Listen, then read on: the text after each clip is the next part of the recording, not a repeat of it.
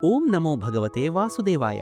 ಓ ಅರ್ಜುನ, ನಿನಗೆ ಆಗಬೇಕಾದುದು ಆಗಿಯೇ ತೀರುತ್ತದೆ, ಆಗದಿರುವುದು ಎಂದಿಗೂ ಆಗದು. ಈ ಸತ್ಯವನ್ನು ಅರಿತ ಮೇಲೆ ವ್ಯರ್ಥ ಚಿಂತೆ ಏಕೆ? ನೀವು ಯಾವುದರ ಬಗ್ಗೆ ಚಿಂತಿಸುತ್ತಿರುವಿರೋ ಅದು ನಿಮ್ಮ ನಿಯಂತ್ರಣದಲ್ಲಿಲ್ಲ. ಚಿಂತೆಯನ್ನು ಬಿಟ್ಟು ಕರ್ತವ್ಯದಲ್ಲಿ ತೊಡಗಿರಿ. ಕೃಷ್ಣ ಸಂದೇಶ ಎಂಬ ನಮ್ಮೆಲ್ಲರ ಪ್ರೀತಿಯ ಚಾನೆಲ್ನ ಪ್ರಿಯ ವೀಕ್ಷಕರಿಗೆ ಮತ್ತು ಭಕ್ತ ಸಮೂಹಕ್ಕೆ ಆತ್ಮೀಯವಾದ ಪ್ರೀತಿಯ ಸ್ವಾಗತ. ಈ ಜಗತ್ತಿನಲ್ಲಿ ನಾವು ಎಷ್ಟೇ ಜ್ಞಾನವನ್ನು ಪಡೆದುಕೊಂಡರೂ ಭಗವದ್ಗೀತೆಯು ನೀಡುವಂತಹ ಪರಮಜ್ಞಾನಕ್ಕೆ ಇನ್ನೊಂದಿಲ್ಲ. ನಿಮ್ಮೆಲ್ಲರ ಜೀವನದ ಪ್ರತಿಯೊಂದು ಸಮಸ್ಯೆಗೂ ಸೂಕ್ತವಾದ ಅಂತಿಮವಾದ ಪರಿಹಾರವು ಭಗವದ್ಗೀತೆಯಲ್ಲಿ ಅಡಗಿದೆ. ನಿಮ್ಮ ಮನಸ್ಸಿನ ಪ್ರತಿಯೊಂದು ಪ್ರಶ್ನೆಗೂ ಉತ್ತರವೂ ಇಲ್ಲಿದೆ. ಶ್ರೀಮದ್ ಭಗವದ್ಗೀತೆಯ ಜ್ಞಾನವು ಇಡೀ ವೇದಗಳ ಮತ್ತು ಉಪನಿಷತ್ತುಗಳ ಸಾರವಾಗಿದೆ. ಸರ್ವ ಉಪನಿಷದೋ ಗಾವೋ ದುಗ್ಧ ಗೋಪಾಲ ನಂದನಃ. ಈ ಶ್ಲೋಕದ ಅರ್ಥವೇನೆಂದರೆ, ಉಪನಿಷತ್ತುಗಳು ಹಸುವಿನ ರೂಪದಲ್ಲಿವೆ. ಆ ಜ್ಞಾನವೆಂಬ ಹಾಲನ್ನು ಕರೆಯುವವರು ಗೋಪಾಲನಂದನರಾದ ಶ್ರೀಕೃಷ್ಣರೇ ಆಗಿದ್ದಾರೆ. ಪಾರ್ಥೋವತ್ಸಃ ಸುಧೀರ್ಭೋಕ್ತಾ ದುಗ್ಧಂ ಗೀತಮೃತಂ ಮಹತ್.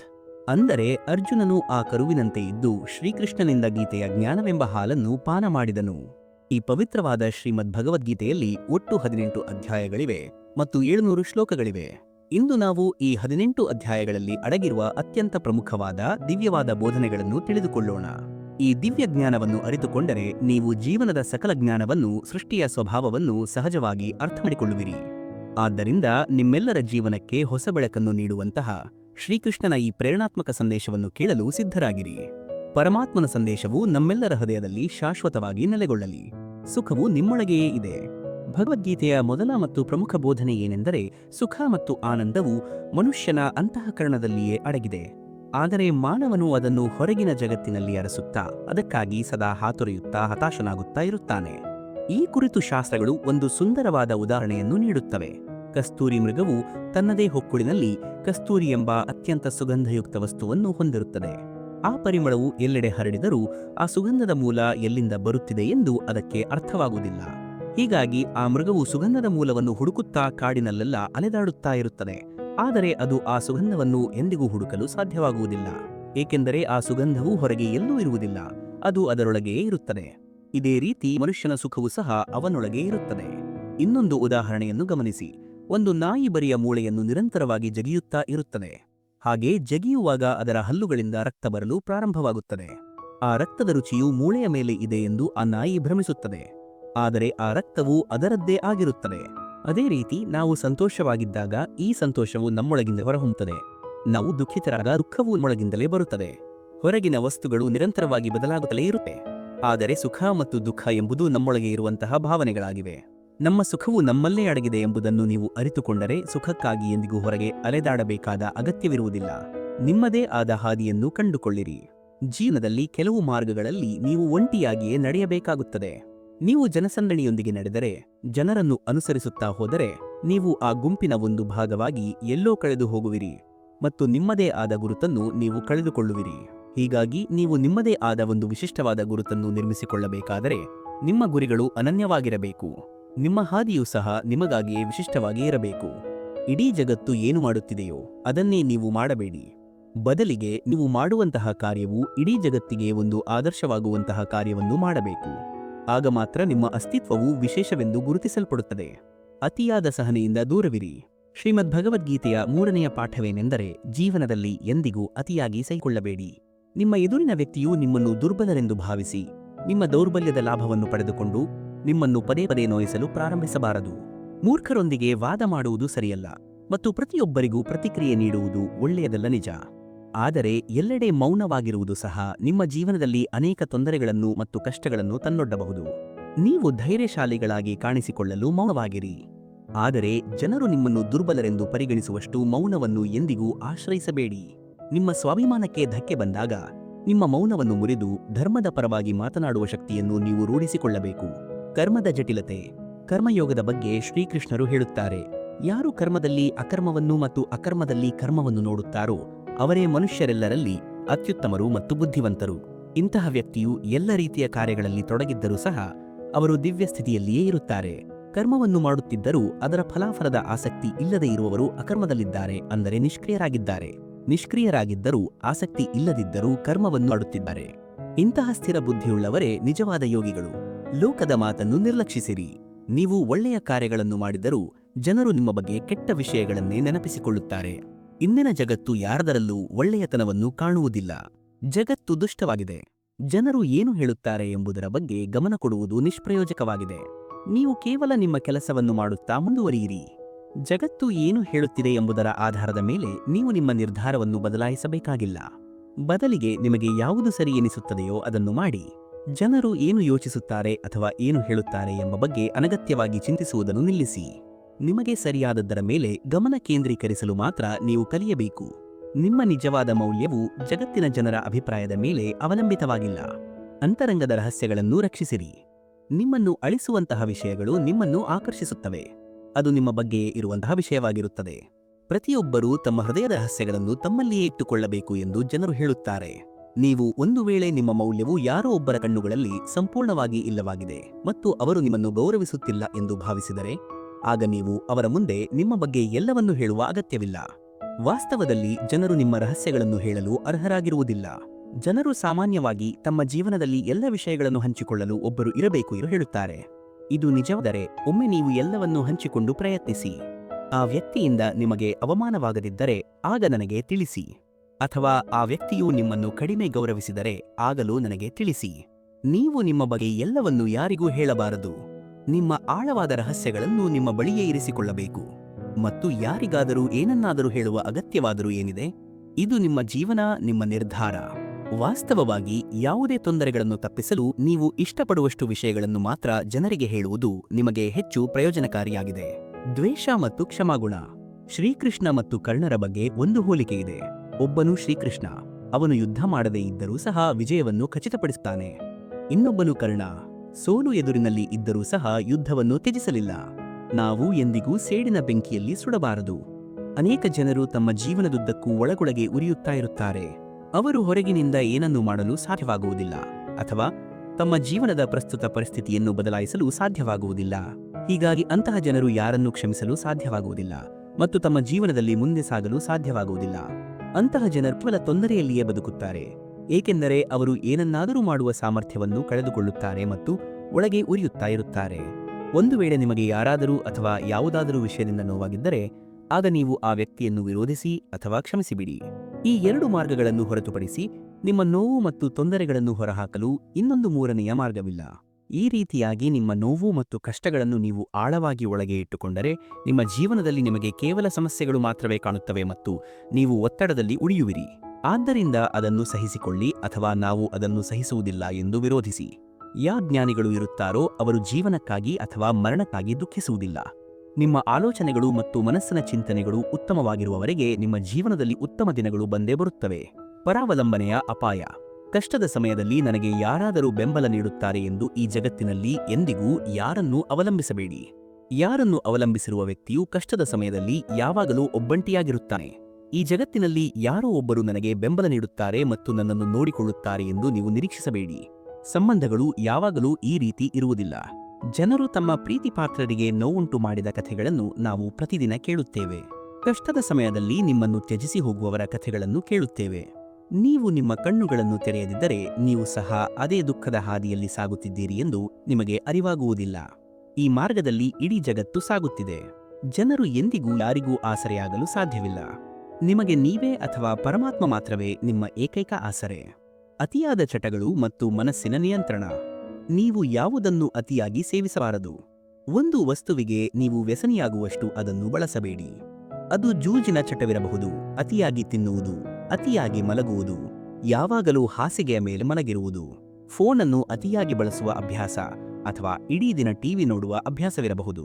ಇವೆಲ್ಲವೂ ನಿಮ್ಮನ್ನು ಒಂಟಿತನ ಮತ್ತು ಅನಾಮಧೇಯತೆಯೊಳಗೆ ತಳ್ಳುತ್ತವೆ. ಒಬ್ಬ ವ್ಯಕ್ತಿಯು ಯಾವುದೋ ಒಂದಕ್ಕೆ ಅತಿಯಾಗಿ ವ್ಯಸನಿಯಾದರೆ ಅವನು ತನ್ನಲ್ಲಿಯೇ ಹೇಗೆ ಕಳೆದು ಹೋಗುತ್ತಾನೆ ಎಂಬುದನ್ನು ನೀವು ಎಂದಾದರೂ ಗಮನಿಸಿದ್ದೀರಾ?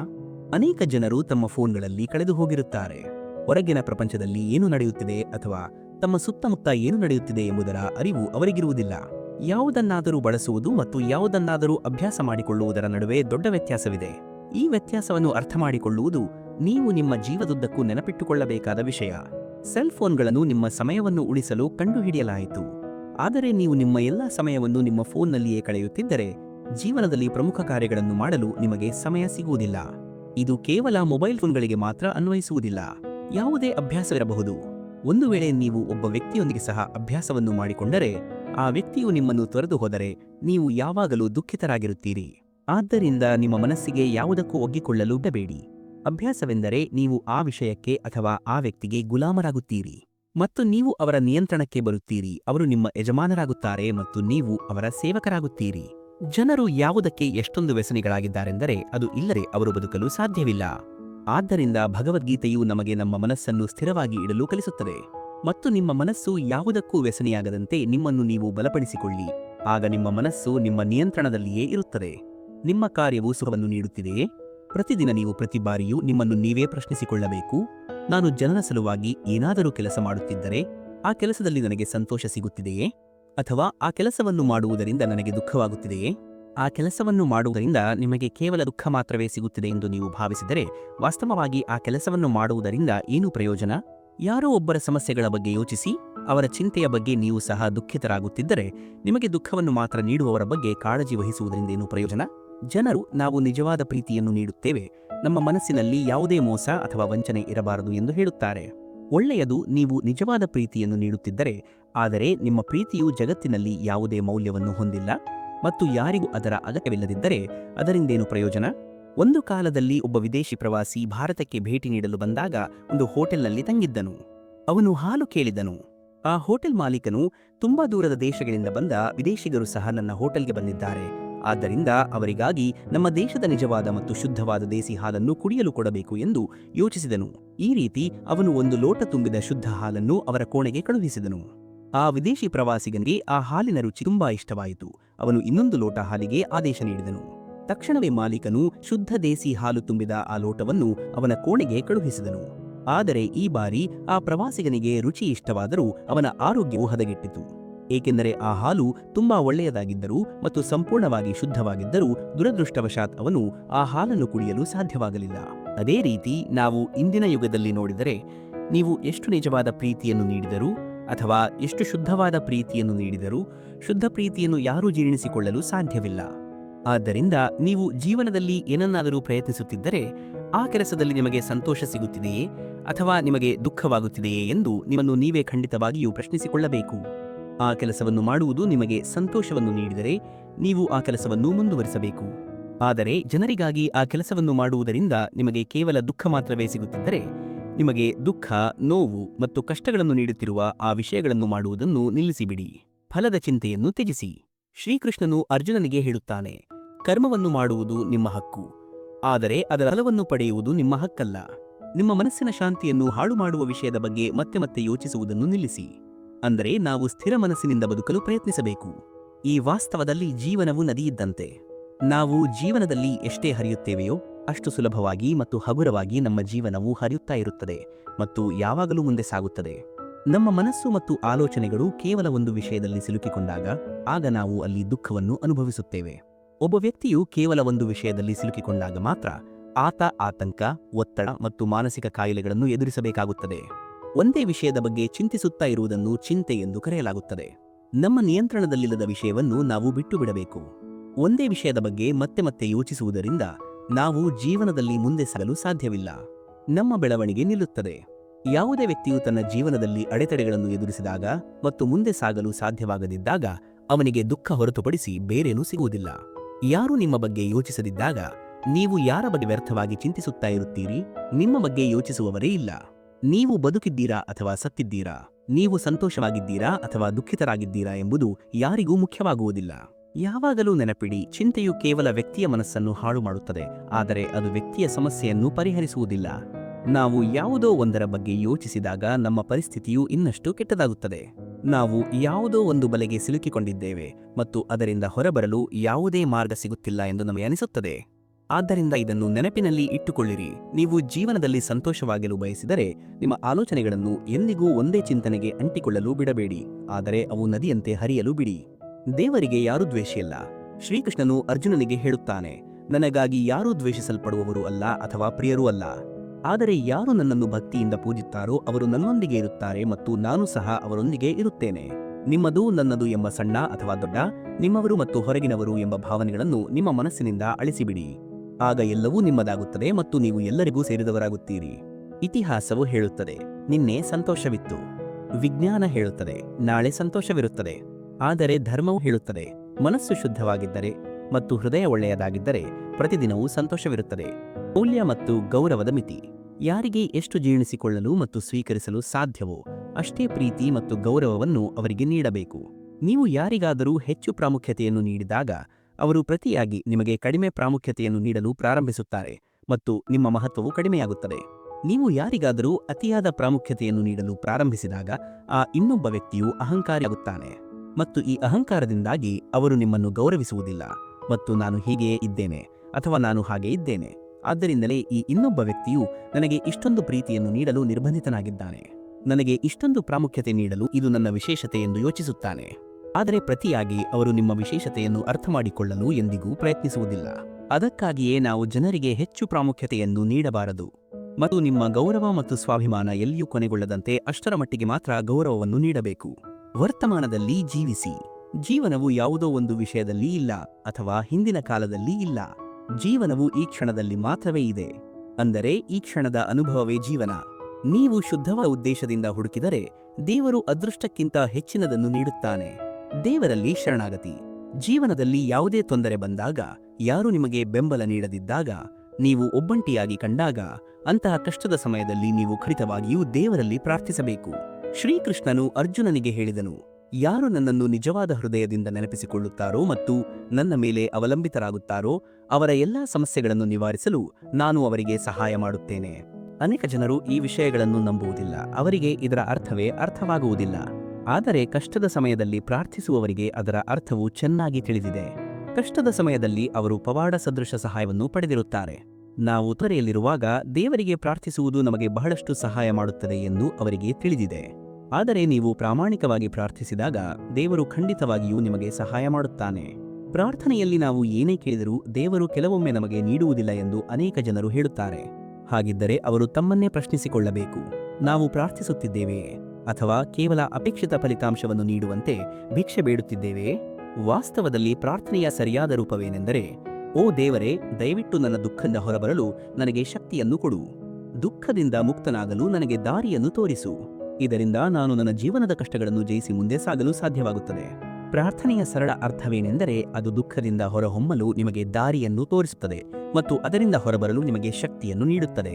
ಮತ್ತು ನಿಮ್ಮ ಪ್ರಾರ್ಥನೆಯು ಸರಿಯಾಗಿದ್ದರೆ ಆಗ ದೇವರು ತಾನೇ ಯಾವುದಾದರೂ ರೂಪದಲ್ಲಿ ಬಂದು ನಿಮಗೆ ಸಹಾಯ ಮಾಡುತ್ತಾನೆ. ಅನೇಕ ಜನರು ಕಷ್ಟಗಳಿಂದ ಸುತ್ತುವರೆದಿದ್ದಾಗ ಮತ್ತು ಯಾರೋ ಒಬ್ಬ ಅಪರಿಚಿತ ವ್ಯಕ್ತಿ ಬಂದು ಅವರಿಗೆ ಸಹಾಯ ಮಾಡಿ ನಂತರ ಎಲ್ಲಿ ಮಾಯವಾದರೋ ಗೊತ್ತಿಲ್ಲ ಎಂದು ಆಶ್ಚರ್ಯಪಟ್ಟಿದ್ದಾರೆ. ನಿಮ್ಮ ಪ್ರಾರ್ಥನೆಗಳು ಮಾತ್ರ ಫಲಿತಾಂಶಗಳನ್ನು ನೀಡುತ್ತವೆ. ಆದ್ದರಿಂದ ಜೀವನದಲ್ಲಿ ಕಷ್ಟಗಳು ಬಂದಾಗ ಖಂಡಿತವಾಗಿಯೂ ದೇವರನ್ನು ಪ್ರಾರ್ಥಿಸಬೇಕು. ಯಾವ ವ್ಯಕ್ತಿಯು ಯಾವಾಗಲೂ ಸಂದೇಹ ಪಡುತ್ತಾನೋ ಆ ವ್ಯಕ್ತಿಗೆ ಈ ಲೋಕದಲ್ಲಿ ಅಥವಾ ಇನ್ನೆಲ್ಲೂ ಸಂತೋಷವಿರುವುದಿಲ್ಲ. ಮೌಲ್ಯಕ್ಕಾಗಿ ಅಲೆದಾಡಬೇಡಿ. ನಾವು ಎಲ್ಲರ ಕಣ್ಣುಗಳಲ್ಲಿ ನಮ್ಮ ಮೌಲ್ಯವನ್ನು ಪಡೆಯಲು ಚಿಂತಿಸಬಾರದು. ಸಾಮಾನ್ಯವಾಗಿ ನಾವೆಲ್ಲರೂ ನಮ್ಮ ಸ್ನೇಹಿತರು, ಕುಟುಂಬ ಮತ್ತು ಸಮಾಜದವರಿಂದ ನಮ್ಮ ಮೌಲ್ಯವನ್ನು ಪಡೆಯಲು ನಮ್ಮ ಸಾಮರ್ಥ್ಯವನ್ನು ಪ್ರದರ್ಶಿಸುತ್ತಲೇ ಇರುತ್ತೇವೆ. ಅವರನ್ನು ಸಂತೋಷವಾಗಿಡಲು, ಅವರ ಬಾಯಿಂದ ಒಂದು ಮೆಚ್ಚುಗೆಯ ಮಾತನ್ನು ಕೇಳಲು ನಾವು ಪ್ರಯತ್ನಿಸುತ್ತಲೇ ಇರುತ್ತೇವೆ. ನಿಮ್ಮ ಕಿವಿಗಳು ನೀವು ನಮಗಾಗಿ ಇಷ್ಟೊಂದು ಮಾಡಿದ್ದೀರಿ ಎಂದು ಕೇಳಲು ಹಂಬಲಿಸುತ್ತವೆ. ನಿಮಗೆ ಅಂತಹ ಆಸೆ ಇದ್ದರೆ ನೀವು ನಿಜವಾಗಿಯೂ ನಿಮ್ಮ ಸಮಯವನ್ನು ವ್ಯರ್ಥ ಮಾಡುತ್ತಿದ್ದೀರಿ, ಏಕೆಂದರೆ ನೀವು ಇತರರಿಗಾಗಿ ಎಷ್ಟೇ ಮಾಡಿದರೂ ಅವರು ನಿಮ್ಮನ್ನು ಎಂದಿಗೂ ಮೆಚ್ಚುವುದಿಲ್ಲ. ಇದಲ್ಲದೆ ನಿಮ್ಮ ಸಮಯವೂ ಸಹ ವ್ಯರ್ಥವಾಗುತ್ತದೆ ಮತ್ತು ನಿಮ್ಮ ಹೃದಯವು ಬಹಳಷ್ಟು ನೋವನ್ನು ಅನುಭವಿಸುತ್ತದೆ. ಪೋಷಕರು ಆಗಾಗ ಹೇಳುವುದನ್ನು ನೀವು ಕೇಳಿರಬಹುದು, ನಾವು ನಮ್ಮ ಮಕ್ಕಳಿಗಾಗಿ ಇಷ್ಟೊಂದು ತ್ಯಾಗಗಳನ್ನು ಮಾಡಿದ್ದೇವೆ, ನಾವು ನಮ್ಮ ಇಡೀ ಜೀವನವನ್ನು ಬಿಟ್ಟುಕೊಟ್ಟಿದ್ದೇವೆ ಮತ್ತು ಇಂದು ಅದೇ ಮಗು ನಮ್ಮನ್ನು ನಿರ್ಲಕ್ಷಿಸುತ್ತಿದೆ ಎಂದು. ನೀವು ಯಾರಿಗಾದರೂ ಬಹಳಷ್ಟು ಮಾಡಿದರೆ ಮತ್ತು ಆ ವ್ಯಕ್ತಿಯು ಸಹ ನಿಮಗೆ ಒಳ್ಳೆಯದನ್ನು ಮಾಡುತ್ತಾನೆ, ನಿಮ್ಮನ್ನು ಚೆನ್ನಾಗಿ ನಡೆಸಿಕೊಳ್ಳುತ್ತಾನೆ ಮತ್ತು ನಿಮಗೆ ಸಾಕಷ್ಟು ಮೌಲ್ಯವನ್ನು ನೀಡುತ್ತಾನೆ ಎಂದು ನೀವು ನಿರೀಕ್ಷಿಸಿದರೆ ಆಗ ಆತ ನಿಮ್ಮನ್ನು ಮೆಚ್ಚಲು ಹೋಗುವುದಿಲ್ಲ ಎಂಬುದನ್ನು ಮರೆತುಬಿಡಿ. ಬದಲಾಗಿ ನಿಮಗೆ ಕೇವಲ ದುಃಖ ಮಾತ್ರವೇ ಸಿಗುತ್ತದೆ. ಆದ್ದರಿಂದ ಇತರರಿಂದ ನಿಮ್ಮ ಮೌಲ್ಯವನ್ನು ಪಡೆಯುವ ನಿರೀಕ್ಷೆಯನ್ನು ಬಿಟ್ಟು ಬಿಡುವುದು ಉತ್ತಮ. ಅವರು ನಿಮ್ಮನ್ನು ಗೌರವಿಸಲಿ ಅಥವಾ ಬಿಡಲಿ, ಆದರೆ ಕನಿಷ್ಠ ಪಕ್ಷ ನಿಮ್ಮನ್ನು ನೀವೇ ಗೌರವಿಸಿಕೊಳ್ಳಿ. ನೀವು ಜನರ ಹಿಂದೆ ನಿಮ್ಮ ಜೀವನವನ್ನು ವ್ಯರ್ಥವಾಗಿ ಹಾಳು ಮಾಡಿಕೊಳ್ಳುತ್ತಿದ್ದೀರಿ. ಆದರೆ ಇದರ ಅರ್ಥವೇನೆಂದರೆ ನೀವು ಕೆಟ್ಟವರಾಗಬೇಕು, ನೀವು ಜನರೊಂದಿಗೆ ಕೆಟ್ಟದಾಗಿ ವರ್ತಿಸಲು ಪ್ರಾರಂಭಿಸಬೇಕು ಎಂದಲ್ಲ. ಆದರೆ ಹೌದು, ನಿಮ್ಮ ಕೆಲಸವು ಪೂರ್ಣಗೊಳ್ಳುವ ರೀತಿಯಲ್ಲಿ ಜನರೊಂದಿಗೆ ವರ್ತಿಸಬೇಕು. ಆದರೆ ನಿಮ್ಮ ಜೀವನವೇ ಹಾಳಾಗುವಷ್ಟು ಸಂಬಂಧಗಳನ್ನು ಬೆಳೆಸಿಕೊಳ್ಳಬಾರದು. ತರಾತುರಿಯ ವಿಶ್ವಾಸ. ಯಾರನ್ನಾದರೂ ತಕ್ಷಣವೇ ಒಳ್ಳೆಯವರು ಅಥವಾ ಸರಳರು ಎಂದು ನೀವು ಪರಿಗಣಿಸಬಾರದು, ಏಕೆಂದರೆ ಅವರು ನಿಮ್ಮ ಬಳಿ ಬಂದು, ನಾನು ತುಂಬಾ ಒಳ್ಳೆಯವನು, ನಾನು ನಿಮಗೆ ಬಹಳಷ್ಟು ಉಪಯುಕ್ತವಾಗಬಹುದು, ನೀವು ನನ್ನನ್ನು ನಂಬಬಹುದು ಎಂದು ಹೇಳಬಹುದು. ಆದರೆ ನೀವು ಆ ವ್ಯಕ್ತಿಯನ್ನು ಮೊದಲ ಬಾರಿಗೆ ಭೇಟಿಯಾದಾಗ ಅವನು ನಿಮಗೆ ಬಹಳ ಅಮೂಲ್ಯ ಮತ್ತು ವಿಶೇಷವಾಗಿ ಕಾಣಿಸುತ್ತಾನೆ ಮತ್ತು ನೀವು ಅವನೊಂದಿಗೆ ಸ್ವಲ್ಪ ಸಮಯ ಕಳೆದಾಗ ನಿಮಗೆ ವಾಸ್ತವವು ತಿಳಿದುಬರುತ್ತದೆ ಮತ್ತು ನೀವು ಆತನನ್ನು ಕೊನೆಯ ಬಾರಿಗೆ ಭೇಟಿಯಾದಾಗ ಆತನನ್ನು ಮತ್ತೆ ಭೇಟಿಯಾಗದಿರುವುದೇ ಉತ್ತಮವಾಗಿತ್ತು. ಈ ಜಗತ್ತಿನಲ್ಲಿ ಇವನಿಗಿಂತ ಹೆಚ್ಚು ನಿಷ್ಪ್ರಯೋಜಕ ಮತ್ತು ನೀಚ ವ್ಯಕ್ತಿಯನ್ನು ನಾನು ಎಂದಿಗೂ ನೋಡಿಲ್ಲ ಎಂದು ನಿಮಗೆ ಅನಿಸುತ್ತದೆ. ಅದಕ್ಕಾಗಿಯೇ ಯಾರನ್ನಾದರೂ ಒಳ್ಳೆಯವರು ಎಂದು ಪರಿಗಣಿಸುವ ಮೊದಲು ಅಥವಾ ಯಾರನ್ನಾದರೂ ನಂಬುವ ಮೊದಲು ಸ್ವಲ್ಪ ಸಮಯ ಕಾಯಬೇಕು. ಜನರು ಆಗಾಗ್ಗೆ ನಮ್ಮನ್ನು ಮೋಸ ಮಾಡುವುದಿಲ್ಲ. ಯಾರನ್ನಾದರೂ ನಂಬುವ ನಮ್ಮ ತರಾತುರಿಯೇ ಕೊನೆಗೆ ನಮಗೆ ದ್ರೋಹ ಮಾಡುತ್ತದೆ. ತರಾತುರಿಯಿಂದಾಗಿ ನಮ್ಮ ವಿಶ್ವಾಸ ಮತ್ತು ಆತ್ಮವಿಶ್ವಾಸವು ಕಳೆದು ಹೋಗುತ್ತದೆ. ಆದ್ದರಿಂದ ಯಾರನ್ನಾದರೂ ಒಳ್ಳೆಯವರು ಎಂದು ಪರಿಗಣಿಸುವ ಮೊದಲು ಅಥವಾ ಯಾರನ್ನಾದರೂ ನಂಬುವ ಮೊದಲು ಸ್ವಲ್ಪ ಕಾಯುವುದು ಉತ್ತಮ. ನಿಮ್ಮನ್ನು ನೀವು ಅರಿತುಕೊಳ್ಳುವುದು. ಇನ್ನೊಬ್ಬರ ಜೀವನವನ್ನು ಪರಿಪೂರ್ಣತೆಯಿಂದ ಅನುಕರಿಸುವುದಕ್ಕಿಂತ ನಿಮ್ಮನ್ನು ನೀವು ಅರಿತುಕೊಂಡು ಅಪೂರ್ಣವಾಗಿಯೇ ಬದುಕುವುದು ಉತ್ತಮ. ಶ್ರೀಕೃಷ್ಣನು ಅರ್ಜುನನಿಗೆ ಹೇಳುತ್ತಾನೆ, ಓ ಅರ್ಜುನ, ಯಾರು ಯಾವ ದೇವರನ್ನು ನಂಬಿಕೆಯಿಂದ ಪೂಜಿಸಲು ಬಯಸುತ್ತಾರೋ ನಾನು ಆ ದೇವರಲ್ಲಿ ಅವರ ನಂಬಿಕೆಯನ್ನು ಬಲಪಡಿಸುತ್ತೇನೆ. ನೋವು ನೀಡುವವನು ಸಂತೋಷವಾಗಿರಲಾರ. ದುಃಖವನ್ನು ಅನುಭವಿಸುವವನು ಭವಿಷ್ಯದಲ್ಲಿ ಸಂತೋಷವನ್ನು ಆನಂದಿಸಬಹುದು. ಆದರೆ ಹೌದು, ನೋವನ್ನು ಉಂಟುಮಾಡುವವನು ಎಂದಿಗೂ ಸಂತೋಷವಾಗಿರಲು ಸಾಧ್ಯವಿಲ್ಲ. ಯಾವ ಮನುಷ್ಯನು ತನ್ನ ಕಾರ್ಯಗಳ ಫಲಿತಾಂಶಗಳ ಬಗ್ಗೆ ಚಿಂತಿಸದೆ ತನ್ನ ಕರ್ತವ್ಯವನ್ನು ನಿರ್ವಹಿಸುತ್ತಾನೋ ಅವನೇ ನಿಜವಾದ ಯೋಗಿ. ನಾನು ವಿಶೇಷ ಎಂದು ತೋರಿಸಬೇಡಿ. ನೀವು ಏನೋ ವಿಶೇಷ ಎಂದು ಸಾಬೀತುಪಡಿಸಲು ಪ್ರಯತ್ನಿಸಬೇಡಿ, ಏಕೆಂದರೆ ಇದನ್ನು ಪ್ರತಿಯೊಬ್ಬ ವ್ಯಕ್ತಿಯೂ ಮಾಡಲು ಪ್ರಯತ್ನಿಸುತ್ತಾನೆ. ತಾನು ಏನೋ ವಿಶೇಷ ಎಂದು ತನಗೆ ತಾನೇ ಸಾಬೀತುಪಡಿಸಲು ಅವನು ಇದನ್ನು ಮಾಡುತ್ತಿದ್ದಾನೆ. ಜನರು ಆಗಾಗ್ಗೆ ತಾವು ತುಂಬಾ ವಿಶೇಷ ಎಂದು ತೋರಿಸಲು ಪ್ರಯತ್ನಿಸುತ್ತಾರೆ. ಆದರೆ ಯಾವಾಗಲೂ ನೆನಪಿಡಿ, ನೀವು ಇತರರಿಗೆ ನೀವು ಏನೋ ವಿಶೇಷ ಎಂದು ತೋರಿಸಿದರೆ ಆಗ ಎದುರಿನ ವ್ಯಕ್ತಿಯೂ ಸಹ ನಿಮಗೆ ದ್ವಿಗುಣವಾಗಿ ತೋರಿಸುತ್ತಾನೆ. ಅಂದರೆ ನಿಮ್ಮ ಎದುರಿನ ವ್ಯಕ್ತಿಯು ತಾನು ಏನೋ ಎಂದು ನಿಮಗೆ ದ್ವಿಗುಣವಾಗಿ ತೋರಿಸುತ್ತಾನೆ.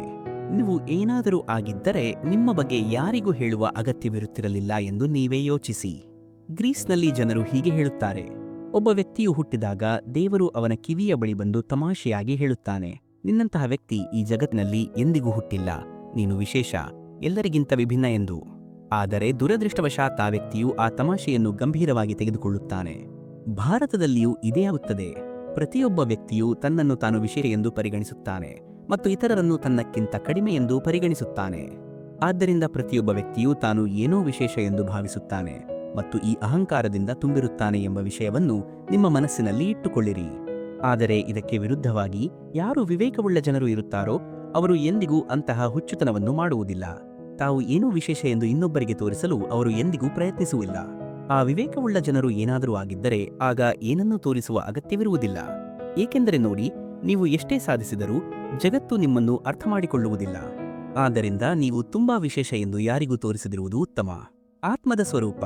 ಒಬ್ಬ ಮನುಷ್ಯನು ಹೇಗೆ ಹಳೆಯ ಬಟ್ಟೆಗಳನ್ನು ತ್ಯಜಿಸಿ ಹೊಸ ಬಟ್ಟೆಗಳನ್ನು ಧರಿಸುತ್ತಾನೋ ಹಾಗೆಯೇ ಆತ್ಮವು ಹಳೆಯ ಮತ್ತು ನಿಷ್ಪ್ರಯೋಜಕವಾದ ದೇಹವನ್ನು ತ್ಯಜಿಸಿ ಹೊಸ ಭೌತಿಕ ದೇಹವನ್ನು ಸ್ವೀಕರಿಸುತ್ತದೆ. ದೇಹವು ಬದಲಾಗಬಹುದು, ಆದರೆ ಆತ್ಮವು ಶಾಶ್ವತವಾದುದು. ದೈಹಿಕ ತಪಸ್ಸು.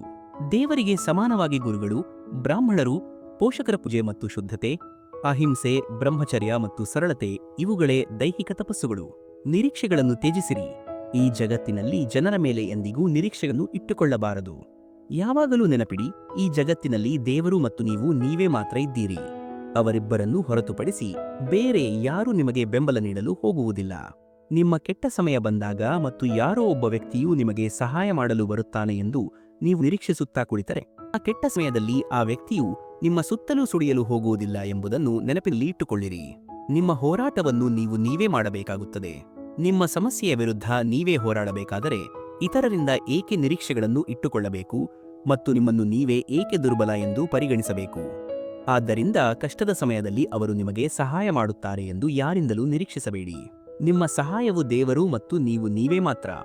ಅನ್ಯರ ವಿರುದ್ಧ ಹೋರಾಡಿ. ಒಬ್ಬ ವ್ಯಕ್ತಿಯು ಸುಳ್ಳಿನ ವಿರುದ್ಧ, ಅನ್ಯಾಯದ ವಿರುದ್ಧ ಮತ್ತು ತಪ್ಪಿನ ವಿರುದ್ಧ ತಾನೇ ನಿಂತು ಹೋರಾಡುವವರೆಗೂ ಸುಳ್ಳುಗಾರನನ್ನು ಸೋಲಿಸಲು ಸಾಧ್ಯವಿಲ್ಲ. ಇಂದಿನ ಯುಗದಲ್ಲಿ ಸುಳ್ಳು ಹೇಳುವ ಜನರು ಗೆಲ್ಲುತ್ತಾರೆ ಎಂದು ಅನೇಕ ಜನರು ಹೇಳುತ್ತಾರೆ. ಆದರೆ ವಾಸ್ತವದಲ್ಲಿ ಅದು ನಿಜವಲ್ಲ. ಸುಳ್ಳುಗಾರ ಗೆಲ್ಲುತ್ತಾನೆ, ಏಕೆಂದರೆ ಸತ್ಯವಂತನು ತನಗೆ ಆದ ಅನ್ಯಾಯದ ವಿರುದ್ಧ ಮಾತನಾಡುವುದಿಲ್ಲ. ಆ ವ್ಯಕ್ತಿಯು ಸತ್ಯವಂತನಾಗಿದ್ದರೆ ಅವನು ಅನ್ಯಾಯದ ವಿರುದ್ಧ ಧ್ವನಿ ಎತ್ತದಿದ್ದರೆ ಮತ್ತು ಸುಳ್ಳುಗಾರನು ಸುಳ್ಳನ್ನು ಜೋರಾಗಿ ಹೇಳಿದರೆ, ಯಾರಾದರೂ ಉಪದೇಶಿಸಿದರೆ ಜನರು ಸುಳ್ಳುಗಾರನ ಧ್ವನಿಯನ್ನು ಸತ್ಯವೆಂದು ಭಾವಿಸುತ್ತಾರೆ. ಪಾಂಡವರು ಪ್ರಾಮಾಣಿಕ ಜನರು, ಅವರು ಸತ್ಯವಂತರು. ಅವರು ಯಾವಾಗಲೂ ಧರ್ಮದ ಮಾರ್ಗವನ್ನು ಅನುಸರಿಸಿದರು ಮತ್ತು ತಮ್ಮ ಜೀವನದಲ್ಲಿ ಎಂದಿಗೂ ಯಾವುದೇ ಅನ್ಯಾಯವನ್ನು ಮಾಡಲಿಲ್ಲ. ಆದರೆ ಅವರು ತಮ್ಮ ಜೀವನದುದ್ದಕ್ಕೂ ತಮ್ಮ ಹಿರಿಯರಿಂದ ಹೆಚ್ಚು ನೋವು ಅನುಭವಿಸಿದರು. ಅವರು ಆದೇಶಗಳನ್ನು ಪಾಲಿಸುತ್ತಲೇ ಇದ್ದರು. ಅದು ತಪ್ಪು, ಅದು ಅಧರ್ಮ ಎಂದು ಅವರು ನಂಬಿದ್ದರೂ ಸಹ ಅವರು ಅದನ್ನು ಮೌನವಾಗಿ ಸಹಿಸಿಕೊಳ್ಳುತ್ತಲೇ ಇದ್ದರು. ನಮ್ಮ ಹಿರಿಯರು ನಮಗೆ ಏನನ್ನಾದರೂ ಹೇಳಿದರೆ ಅದು ಅಧರ್ಮವಾಗಿದ್ದರೂ ಸಹ ನಾವು ಅದನ್ನು ಅನುಸರಿಸಬೇಕು ಎಂಬ ಮನಸ್ಥಿತಿಯನ್ನು ಅವರು ಅಳವಡಿಸಿಕೊಂಡರು. ಪಾಂಡವರು ಯಾವಾಗಲೂ ಸತ್ಯದ ಮಾರ್ಗವನ್ನು ಅನುಸರಿಸಿದರು, ಆದರೂ ಪ್ರತಿಯಾಗಿ ಅವರಿಗೆ ಕೇವಲ ದುಃಖ ಮಾತ್ರವೇ ಸಿಕ್ಕಿತು ಮತ್ತು ತೊಂದರೆಗಳನ್ನು ಮಾತ್ರ ಎದುರಿಸಬೇಕಾಯಿತು. ಏಕೆಂದರೆ ಅವರು ಇತರರಿಂದ ಆದ ಅನ್ಯಾಯವನ್ನು ಸಹ ಮೌನವಾಗಿ ಸಹಿಸಿಕೊಂಡರು. ಆದರೆ ಸಹಿಸಿಕೊಂಡರು. ಅವರ ಜೀವನದಲ್ಲಿ ಒಂದು ದಿನ ಬರುತ್ತದೆ, ಆಗ ಅವರು ತಾವೇ ನಿಂತು ಈ ಅನ್ಯಾಯವನ್ನು ವಿರೋಧಿಸಕ್ಕಾಗುತ್ತದೆ, ಈ ಅನ್ಯಾಯ ವಿರುದ್ಧ ಹೋರಾಡಬೇಕಾಗುತ್ತದೆ ಮತ್ತು ಶಸ್ತ್ರಾಸ್ತ್ರಗಳನ್ನು ಎತ್ತಬೇಕಾಗುತ್ತದೆ. ಅವರು ಆ ಅನ್ಯಾಯದ ವಿರುದ್ಧ ಹೋರಾಡದಿದ್ದರೆ ಬಹುಶಃ ಅವರಿಗೆ ಎಂದಿಗೂ ನ್ಯಾಯ ಸಿಗುತ್ತಿರಲಿಲ್ಲ. ಇದರತೆಗೆ ದುರ್ಯೋಧನನು ಪಾಂಡವರು ಅನ್ಯಾಯಗಾರರು ಮತ್ತು ತಾನು ಧರ್ಮದ ವ್ಯಕ್ತಿಯೆಂದು ಜಗತ್ತಿಗೆ ಹೇಳುತ್ತಲೇ ಇರುತ್ತಾನೆ. ಈಗ ಈ ಜಗತ್ತಿನಲ್ಲಿ ಸತ್ಯಕ್ಕೆ ಬೆಲೆ ಇಲ್ಲ ಎಂದು ಹೇಳುವವರು ಇದು ಮೌನವಾಗಿರಲು ಸಮಯವಲ್ಲ ಎಂದು ಅರ್ಥ ಮಾಡಿಕೊಳ್ಳಬೇಕು. ನೀವು ಸತ್ಯವಂತರು ಅಥವಾ ಒಳ್ಳೆಯವರು ಎನ್ನುವುದು ಸರಿಯಾಗಿದೆ, ಆದರೆ ಯಾರಾದರೂ ನಿಮ್ಮನ್ನು ಸುಲಭವಾಗಿ ಮೂರ್ಖನಾಗಿ ಮಾಡಿ ನೀವು ಸತ್ಯವಂತರಾಗಿದ್ದರೂ ಸಹ ನಿಮ್ಮನ್ನು ತಪ್ಪೆಂದು ಸಾಬೀತುಪಡಿಸಬಹುದು ಎಂಬಷ್ಟು ಮೂರ್ಖರಾಗಬೇಡಿ. ಜನರು ಯಾರಾದರೂ ಮಾಡಿದ ತಪ್ಪಿಗೆ ತಾವೇ ಉತ್ತರಿಸಲು ಸಾಧ್ಯವಾಗದಿದ್ದಾಗ ಆಗ ಅವರು ಮೌನವಾಗಿರುತ್ತಾರೆ. ಅರ್ಜುನನ ವಿಷಾದ. ಭಗವದ್ಗೀತೆಯ ಮೊದಲ ಅಧ್ಯಾಯದ ಹೆಸರು ಅರ್ಜುನ ವಿಷಾದ ಯೋಗ. ಇದು ಅರ್ಜುನನ ದುಃಖಕ್ಕೆ ಸಂಬಂಧಿಸಿದೆ. ಅರ್ಜುನನು ಯುದ್ಧಭೂಮಿಯಲ್ಲಿ ತನ್ನ ಸಂಬಂಧಿಕರನ್ನು ಭೀಷ್ಮ ಪಿತಾಮಹ ಮತ್ತು ದ್ರೋಣಾಚಾರ್ಯರನ್ನು ನೋಡಿದಾಗ, ತನ್ನ ಪ್ರೀತಿಪಾತ್ರರು ತನ್ನ ವಿರುದ್ಧ ನಿಂತಿರುವುದನ್ನು ನೋಡಿದಾಗ ಅವನ ಸ್ಥಿತಿಯು ಹದಗೆಡುತ್ತದೆ. ಅವನು ಶ್ರೀಕೃಷ್ಣನನ್ನು ಕೇಳುತ್ತಾನೆ, ಯುದ್ಧವನ್ನು ಗೆಲ್ಲಲು ನಾನು ಸಾಯಬೇಕಾಗಿದೆಯೇ? ಅವರೆಲ್ಲರೂ ನನ್ನವರು, ನನ್ನ ಸಂಬಂಧಿಕರು. ಈ ಯುದ್ಧವನ್ನು ಮಾಡುವುದಕ್ಕಿಂತ ನಾನು ಈ ಯುದ್ಧವನ್ನು ಬಿಟ್ಟು ಸನ್ಯಾಸ ತೆಗೆದುಕೊಂಡು ಅರಣ್ಯಕ್ಕೆ ಹೋಗಬೇಕು. ನಾನು ಯುದ್ಧ ಮಾಡಬಾರದು ಎಂದು ಅರ್ಜುನನು ಶ್ರೀಕೃಷ್ಣನಿಗೆ ಹೇಳಲು ಪ್ರಾರಂಭಿಸುತ್ತಾನೆ. ಆಗ ಶ್ರೀಕೃಷ್ಣನು ಅರ್ಜುನನಿಗೆ ಶ್ರೀಮದ್ ಭಗವದ್ಗೀತೆಯ ಪವಿತ್ರ ಜ್ಞಾನವನ್ನು ನೀಡಿದನು. ಅದನ್ನು ಕೇಳಿ ಮತ್ತು ಅರ್ಥ ಮಾಡಿಕೊಂಡ ನಂತರ ಅರ್ಜುನನು ಯುದ್ಧಕ್ಕೆ ಸಿದ್ಧನಾದನು. ಶ್ರೀಕೃಷ್ಣನು ಅರ್ಜುನನಿಗೆ ವಿವರಿಸಿದನು, ನೀನು ಅನ್ಯಾಯದ ವಿರುದ್ಧ ಹೋರಾಡದಿದ್ದರೆ ನೀನು ಅನ್ಯಾಯಗಾರ ಮತ್ತು ಅಧರ್ಮದವನು ಎಂದು ಕರೆಯಲ್ಪಡುವೆ ಮತ್ತು ದುರ್ಯೋಧನನಿಂದಾದ ಈ ಪಾಪವು ಸಮಾಜದಲ್ಲಿ ಹೆಚ್ಚುತ್ತಲೇ ಹೋಗುತ್ತದೆ. ವಾಸ್ತವವಾಗಿ ಮಹಾಭಾರತದ ಕಥೆಯು ನಮ್ಮೆಲ್ಲರ ಕಥೆಯಾಗಿದೆ. ನಮ್ಮ ಜೀವನದಲ್ಲಿ ಅನೇಕ ಸಮಸ್ಯೆಗಳು ಬರುತ್ತಲೇ ಇರುತ್ತವೆ, ದುಃಖವು ಬರುತ್ತಲೇ ಇರುತ್ತದೆ. ಅನೇಕ ಬಾರಿ ನಮಗೆ ಬಹಳಷ್ಟು ತಪ್ಪು ಮತ್ತು ಅನ್ಯಾಯವಾಗುತ್ತದೆ. ಆದರೆ ನಾವು ಅದನ್ನು ಮೌನವಾಗಿ ಸಹಿಸಿಕೊಳ್ಳುತ್ತಾ ಹೋದರೆ ಇತರರು ನಮಗೆ ಹೆಚ್ಚು ಅನ್ಯಾಯ ಮತ್ತು ತಪ್ಪು ಮಾಡುತ್ತಲೇ ಇರುತ್ತಾರೆ. ಯಾವುದೇ ಸಮಸ್ಯೆ ಅಥವಾ ದುಃಖ ಬಂದರೂ ನಾವು ಅದನ್ನು ನಾವೇ ಎದುರಿಸಬೇಕಾಗುತ್ತದೆ. ನಷ್ಟವು ನಿಮ್ಮದೇ, ಆದರೆ ಆ ದುಃಖವು ಅಲ್ಲಿಯೇ ಇರುತ್ತದೆ. ನೀವು ಮಾತ್ರವೇ ಹೋರಾಡಬೇಕಾಗುತ್ತದೆ. ಯಾರಾದರೂ ನಿಮಗೆ ಏನಾದರೂ ತಪ್ಪು ಮಾಡಿದಾಗ ಅದನ್ನು ನಿವಾರಿಸಲು ನೀವು ಅವರ ವಿರುದ್ಧ ಧ್ವನಿ ಎತ್ತಬೇಕಾಗುತ್ತದೆ. ಜಗತ್ತು ಸಹ ದುರ್ಬಲರಿಗೆ ಬೆಂಬಲ ನೀಡುವುದಿಲ್ಲ. ನೀವು ಶಕ್ತಿಶಾಲಿಗಳಾಗಿದ್ದರೆ ಮಾತ್ರ ಜನರು ನಿಮ್ಮೊಂದಿಗೆ ಸೇರಿಕೊಳ್ಳುತ್ತಾರೆ. ಆದರೆ ನೀವು ದುರ್ಬಲರಾಗಿದ್ದರೆ ಯಾರೂ ನಿಮಗೆ ಬೆಂಬಲ ನೀಡುವುದಿಲ್ಲ. ಆದ್ದರಿಂದ ಶ್ರೀಮದ್ ಭಗವದ್ಗೀತೆಯ ಬೋಧನೆಗಳನ್ನು ನೆನಪಿನಲ್ಲಿ ಇಟ್ಟುಕೊಳ್ಳಿರಿ. ಯಾರಾದರೂ ನಮಗೆ ತಪ್ಪು ಮಾಡಿದರೆ ನಾವು ಅದನ್ನು ಸಹಿಸಬಾರದು, ಆದರೆ ಅದನ್ನು ಧೈರ್ಯದಿಂದ ಎದುರಿಸಬೇಕು. ಅದೇ ರೀತಿ ಜೀವನದಲ್ಲಿ ದುಃಖ ಬಂದರೆ ನಾವು ಅದಕ್ಕೆ ಹೆದರಬಾರದು. ಬದಲಿಗೆ ನಾವು ಅದನ್ನು ಎದುರಿಸಬೇಕು ಮತ್ತು ಜೀವನದಲ್ಲಿ ಮುಂದೆ ಸಾಗುತ್ತಬೇಕು. ಭಯವು ನಕಾರಾತ್ಮಕತೆಯನ್ನು ಆಕರ್ಷಿಸುತ್ತದೆ. ದೇವರು ನಿಮ್ಮ ಉದ್ದೇಶದಿಂದ ಸಂತುಷ್ಟನಾಗುತ್ತಾನೆ ಮತ್ತು ಮನುಷ್ಯನು ನಿಮ್ಮ ಬಾಹ್ಯ ನೋಟದಿಂದ ಸಂತುಷ್ಟನಾಗುತ್ತಾನೆ. ಈಗ ನೀವು ಯಾರನ್ನು ಸಂತೋಷಪಡಿಸಲು ಬಯಸುತ್ತೀರಿ ಎಂಬುದು ನಿಮಗೆ ಬಿಟ್ಟದ್ದು. ನೆಚ್ಚಿನವು ನಿಮ್ಮ ನಂಬಿಕೆಯಿಂದ ಸೃಷ್ಟಿಯಾಗುತ್ತದೆ. ನಿಮ್ಮ ನಂಬಿಕೆಯು ಹೇಗಿರುತ್ತದೆಯೋ ಅದೇ ರೀತಿ ನೀವು ಭಯಪಡುವ ವಿಷಯವು ನಿಮ್ಮ ಜೀವನದಲ್ಲಿ ವಾಸ್ತವವಾಗುತ್ತದೆ. ಏಕೆಂದರೆ ನಿಮ್ಮ ಭಯವೇ ನಕಾರಾತ್ಮಕತೆಯನ್ನು ಆಕರ್ಷಿಸುತ್ತದೆ. ತನಗೆ ಏನಾದರೂ ಹಾನಿಯಾಗಬಹುದು ಎಂದು ಹೆದರುವ ವ್ಯಕ್ತಿಯು ಕೊನೆಗೆ ನಿಜವಾಗಿಯೂ ನಷ್ಟವನ್ನು ಅನುಭವಿಸುತ್ತಾನೆ. ಮತ್ತು ಏನಾದರೂ ಸಿಗದಿದ್ದರೆ ತನಗೆ ಏನಾದರೂ ಆಗುತ್ತದೆ ಎಂಬ ಭಯ ಯಾರು ಮನಸ್ಸಿನಲ್ಲಿ ಹೊಂದಿರುತ್ತಾರೋ ಅವರಿಗೆ ಇದು ಸಂಭವಿಸುತ್ತದೆ. ಏಕೆಂದರೆ ನೀವು ಯಾವುದರ ಬಗ್ಗೆ ಹೆಚ್ಚು ಯೋಚಿಸುತ್ತೀರೋ ಆ ವಿಷಯಗಳು ನಿಮ್ಮ ಜೀವನದಲ್ಲಿ ನಡೆಯಲು ಪ್ರಾರಂಭಿಸುತ್ತವೆ. ಆದ್ದರಿಂದ ಅನಗತ್ಯ ಭಯಗಳನ್ನು ನಿಮ್ಮ ಮನಸ್ಸಿನಿಂದ ದೂರವಿಡುವುದು ಪ್ರಯೋಜನಕಾರಿ. ಮತ್ತು ಯಾವಾಗಲೂ ನೆನಪಿಡಿ, ಏನಾಗುತ್ತದೆಯೋ ಅದನ್ನು ನೋಡೋಣ, ಆದರೆ ಇಂದು ನಿಮ್ಮ ಬಳಿ ಇರುವ ಸಮಯವನ್ನು ಆನಂದಿಸಲು ಕಲಿಯಿರಿ, ಅದನ್ನು ಚೆನ್ನಾಗಿ ಬಳಸಲು ಕಲಿಯಿರಿ. ಶಾಂತಿಯ ಮಾರ್ಗ. ಯಾವಾಗ ಒಬ್ಬ ವ್ಯಕ್ತಿಯು ನಿಷ್ಪ್ರಯೋಜಕವಾದ ಆಸೆಗಳನ್ನು ಬಿಟ್ಟುಕೊಡುತ್ತಾನೋ ಮತ್ತು ನಾನು ಮತ್ತು ನನ್ನದು ಎಂಬ ಹಂಬಲದಿಂದ ಮುಕ್ತನಾಗುತ್ತಾನೋ ಆಗ ಅವನು ಶಾಂತಿಯನ್ನು ಪಡೆಯುತ್ತಾನೆ. ಮನಸ್ಸೇ ಶತ್ರು. ಶ್ರೀಕೃಷ್ಣನು ಅರ್ಜುನನಿಗೆ ಹೇಳುತ್ತಾನೆ, ಓ ಅರ್ಜುನ, ನಿನಗೂ ಮತ್ತು ನನಗೂ ಅನೇಕ ಜನ್ಮಗಳಾಗಿವೆ. ನನಗೆ ಆ ಎಲ್ಲಾ ಜನ್ಮಗಳು ನೆನಪಿವೆ, ಆದರೆ ನಿನಗೆ ನೆನಪಿಲ್ಲ. ಯಾರು ತಮ್ಮ ಮನಸ್ಸನ್ನು ನಿಯಂತ್ರಿಸಲು ಸಾಧ್ಯವಿಲ್ಲವೋ ಅವರದೇ ಮನಸ್ಸು ಅವರಿಗೆ ಶತ್ರುವಾಗುತ್ತದೆ. ಯಾರ ಮನಸ್ಸು ಅವರ ನಿಯಂತ್ರಣದಲ್ಲಿರುವುದಿಲ್ಲವೋ ಅವರು ಎಲ್ಲೆಡೆಯೂ ಸಮಸ್ಯೆಗಳನ್ನು ಎದುರಿಸಬೇಕಾಗುತ್ತದೆ.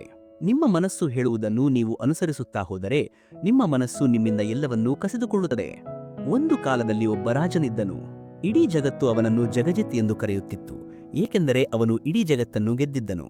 ಆದರೆ ಅವನ ತಾಯಿ ಮಾತ್ರ ಅವನನ್ನು ಎಂದಿಗೂ ಜಗಜಿತ್ ಎಂದು ಕರೆಯುತ್ತಿರಲಿಲ್ಲ.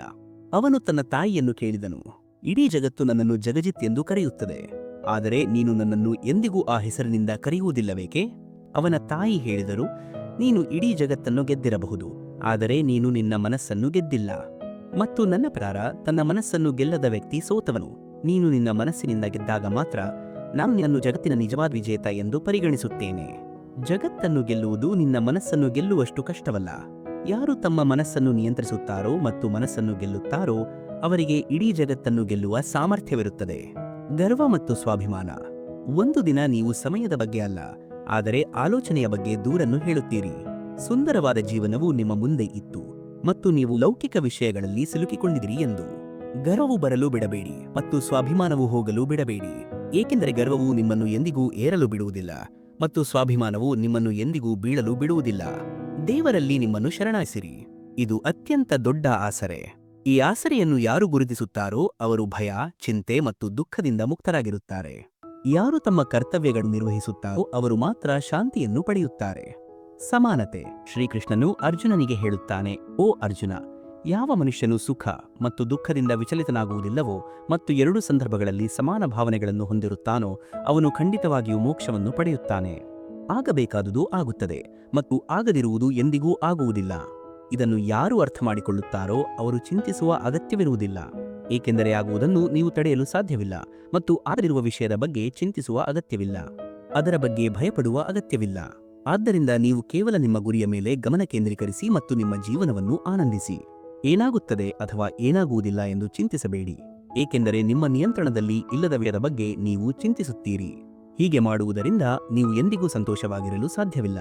ನನ್ನದು, ನಿಮ್ಮದು ಎಂಬ ಸಣ್ಣ ಅಥವಾ ದೊಡ್ಡ, ನಿಮ್ಮವರು ಮತ್ತು ಹೊರಗಿನವರು ಎಂಬ ಭಾವನೆಗಳನ್ನು ನಿಮ್ಮ ಮನಸ್ಸಿನಿಂದ ಅಳಿಸಿಬಿಡಿ.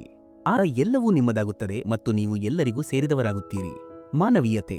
ಮನುಷ್ಯನು ಇತರರ ದುಃಖಕ್ಕೆ ನಗಲು ಪ್ರಾರಂಭಿಸಿದ ಕ್ಷಣದಲ್ಲಿ ಅವನ ಮಾನವೀಯತೆಯು ನಾಶವಾಗುತ್ತದೆ. ಒಬ್ಬ ಮನುಷ್ಯನು ತಾನು ಏನಾಗಬೇಕೆಂದು ಬಯಸುತ್ತಾನೋ ಅದಾಗಲು ಸಾಧ್ಯ, ಅವನು ನಂಬಿಕೆಯಿಂದ ಅಪೇಕ್ಷಿತ ವಿಷಯದ ಮೇಲೆ ನಿರಂತರವಾಗಿ ಧ್ಯಾನ ಮಾಡಿದರೆ. ಅತಿಯಾದ ಅನ್ಯೋನ್ಯತೆ ದುಃಖಕ್ಕೆ ಕಾರಣ. ಒಬ್ಬ ಮನುಷ್ಯನು ಬೆಳೆದಂತೆ ತನ್ನ ಜೀವನದಲ್ಲಿ ತಾನು ಯಾರಿಗೆ ಹೆಚ್ಚು ಪ್ರಾಮುಖ್ಯತೆ ನೀಡಿದ್ದೇನೆಯೋ ಅವರ ಕೊಡುಗೆ ತನ್ನ ಜೀವನದಲ್ಲಿ ಏನೂ ಇಲ್ಲ ಎಂದು ಅರಿತುಕೊಳ್ಳುತ್ತಾನೆ. ನೀವು ಯಾರಿಗೆ ಹೆಚ್ಚು ಪ್ರಾಮುಖ್ಯತೆ ನೀಡುತ್ತೀರೋ ನಿಮ್ಮ ಜೀವನದಲ್ಲಿ ಏನು ನಡೆಯುತ್ತಿದೆ, ಅಥವಾ ನೀವು ಸಂತೋಷವಾಗಿದ್ದೀರಾ ಅಥವಾ ದುಃಖಿತರಾಗಿದ್ದೀರಾ ಅಥವಾ ದುಃಖಿತರಾಗಿದ್ದೀರಾ ಅಥವಾ ನೀವು ಯಾವ ಹಂತದ ಮೂಲಕ ಸಾಗುತ್ತಿದ್ದೀರಿ ಎಂಬುದು ಅವರಿಗೆ ಮುಖ್ಯವಾಗುವುದಿಲ್ಲ. ಆದ್ದರಿಂದ ನಿಮ್ಮ ಜೀವನದಲ್ಲಿ ಜನರಿಗೆ ಹೆಚ್ಚು ಪ್ರಾಮುಖ್ಯತೆಯನ್ನು ನೀಡುವುದನ್ನು ನಿಲ್ಲಿಸಿ ಮತ್ತು ನೀವು ಎದುರಿಸುತ್ತಿರುವ ಸಮಸ್ಯೆಗಳಿಂದಾಗಿ ಜನರಿಗೆ ಹೆಚ್ಚು ಪ್ರಾಮುಖ್ಯತೆಯನ್ನು ನೀಡುವುದನ್ನು ನಿಲ್ಲಿಸಿ. ಆದರೆ ಎಲ್ಲರಿಗೂ ಗೌರವ ನೀಡಬೇಕು, ಆದರೆ ಅತಿಯಾಗಿ ಅಲ್ಲ. ಇಲ್ಲದಿದ್ದರೆ ಇಂದು ಅಥವಾ ನಾಳೆ ನೀವು ಖಂಡಿತವಾಗಿಯೂ ಯಾವುದೋ ತೊಂದರೆಗೆ ಬಲಿಯಾಗುತ್ತೀರಿ.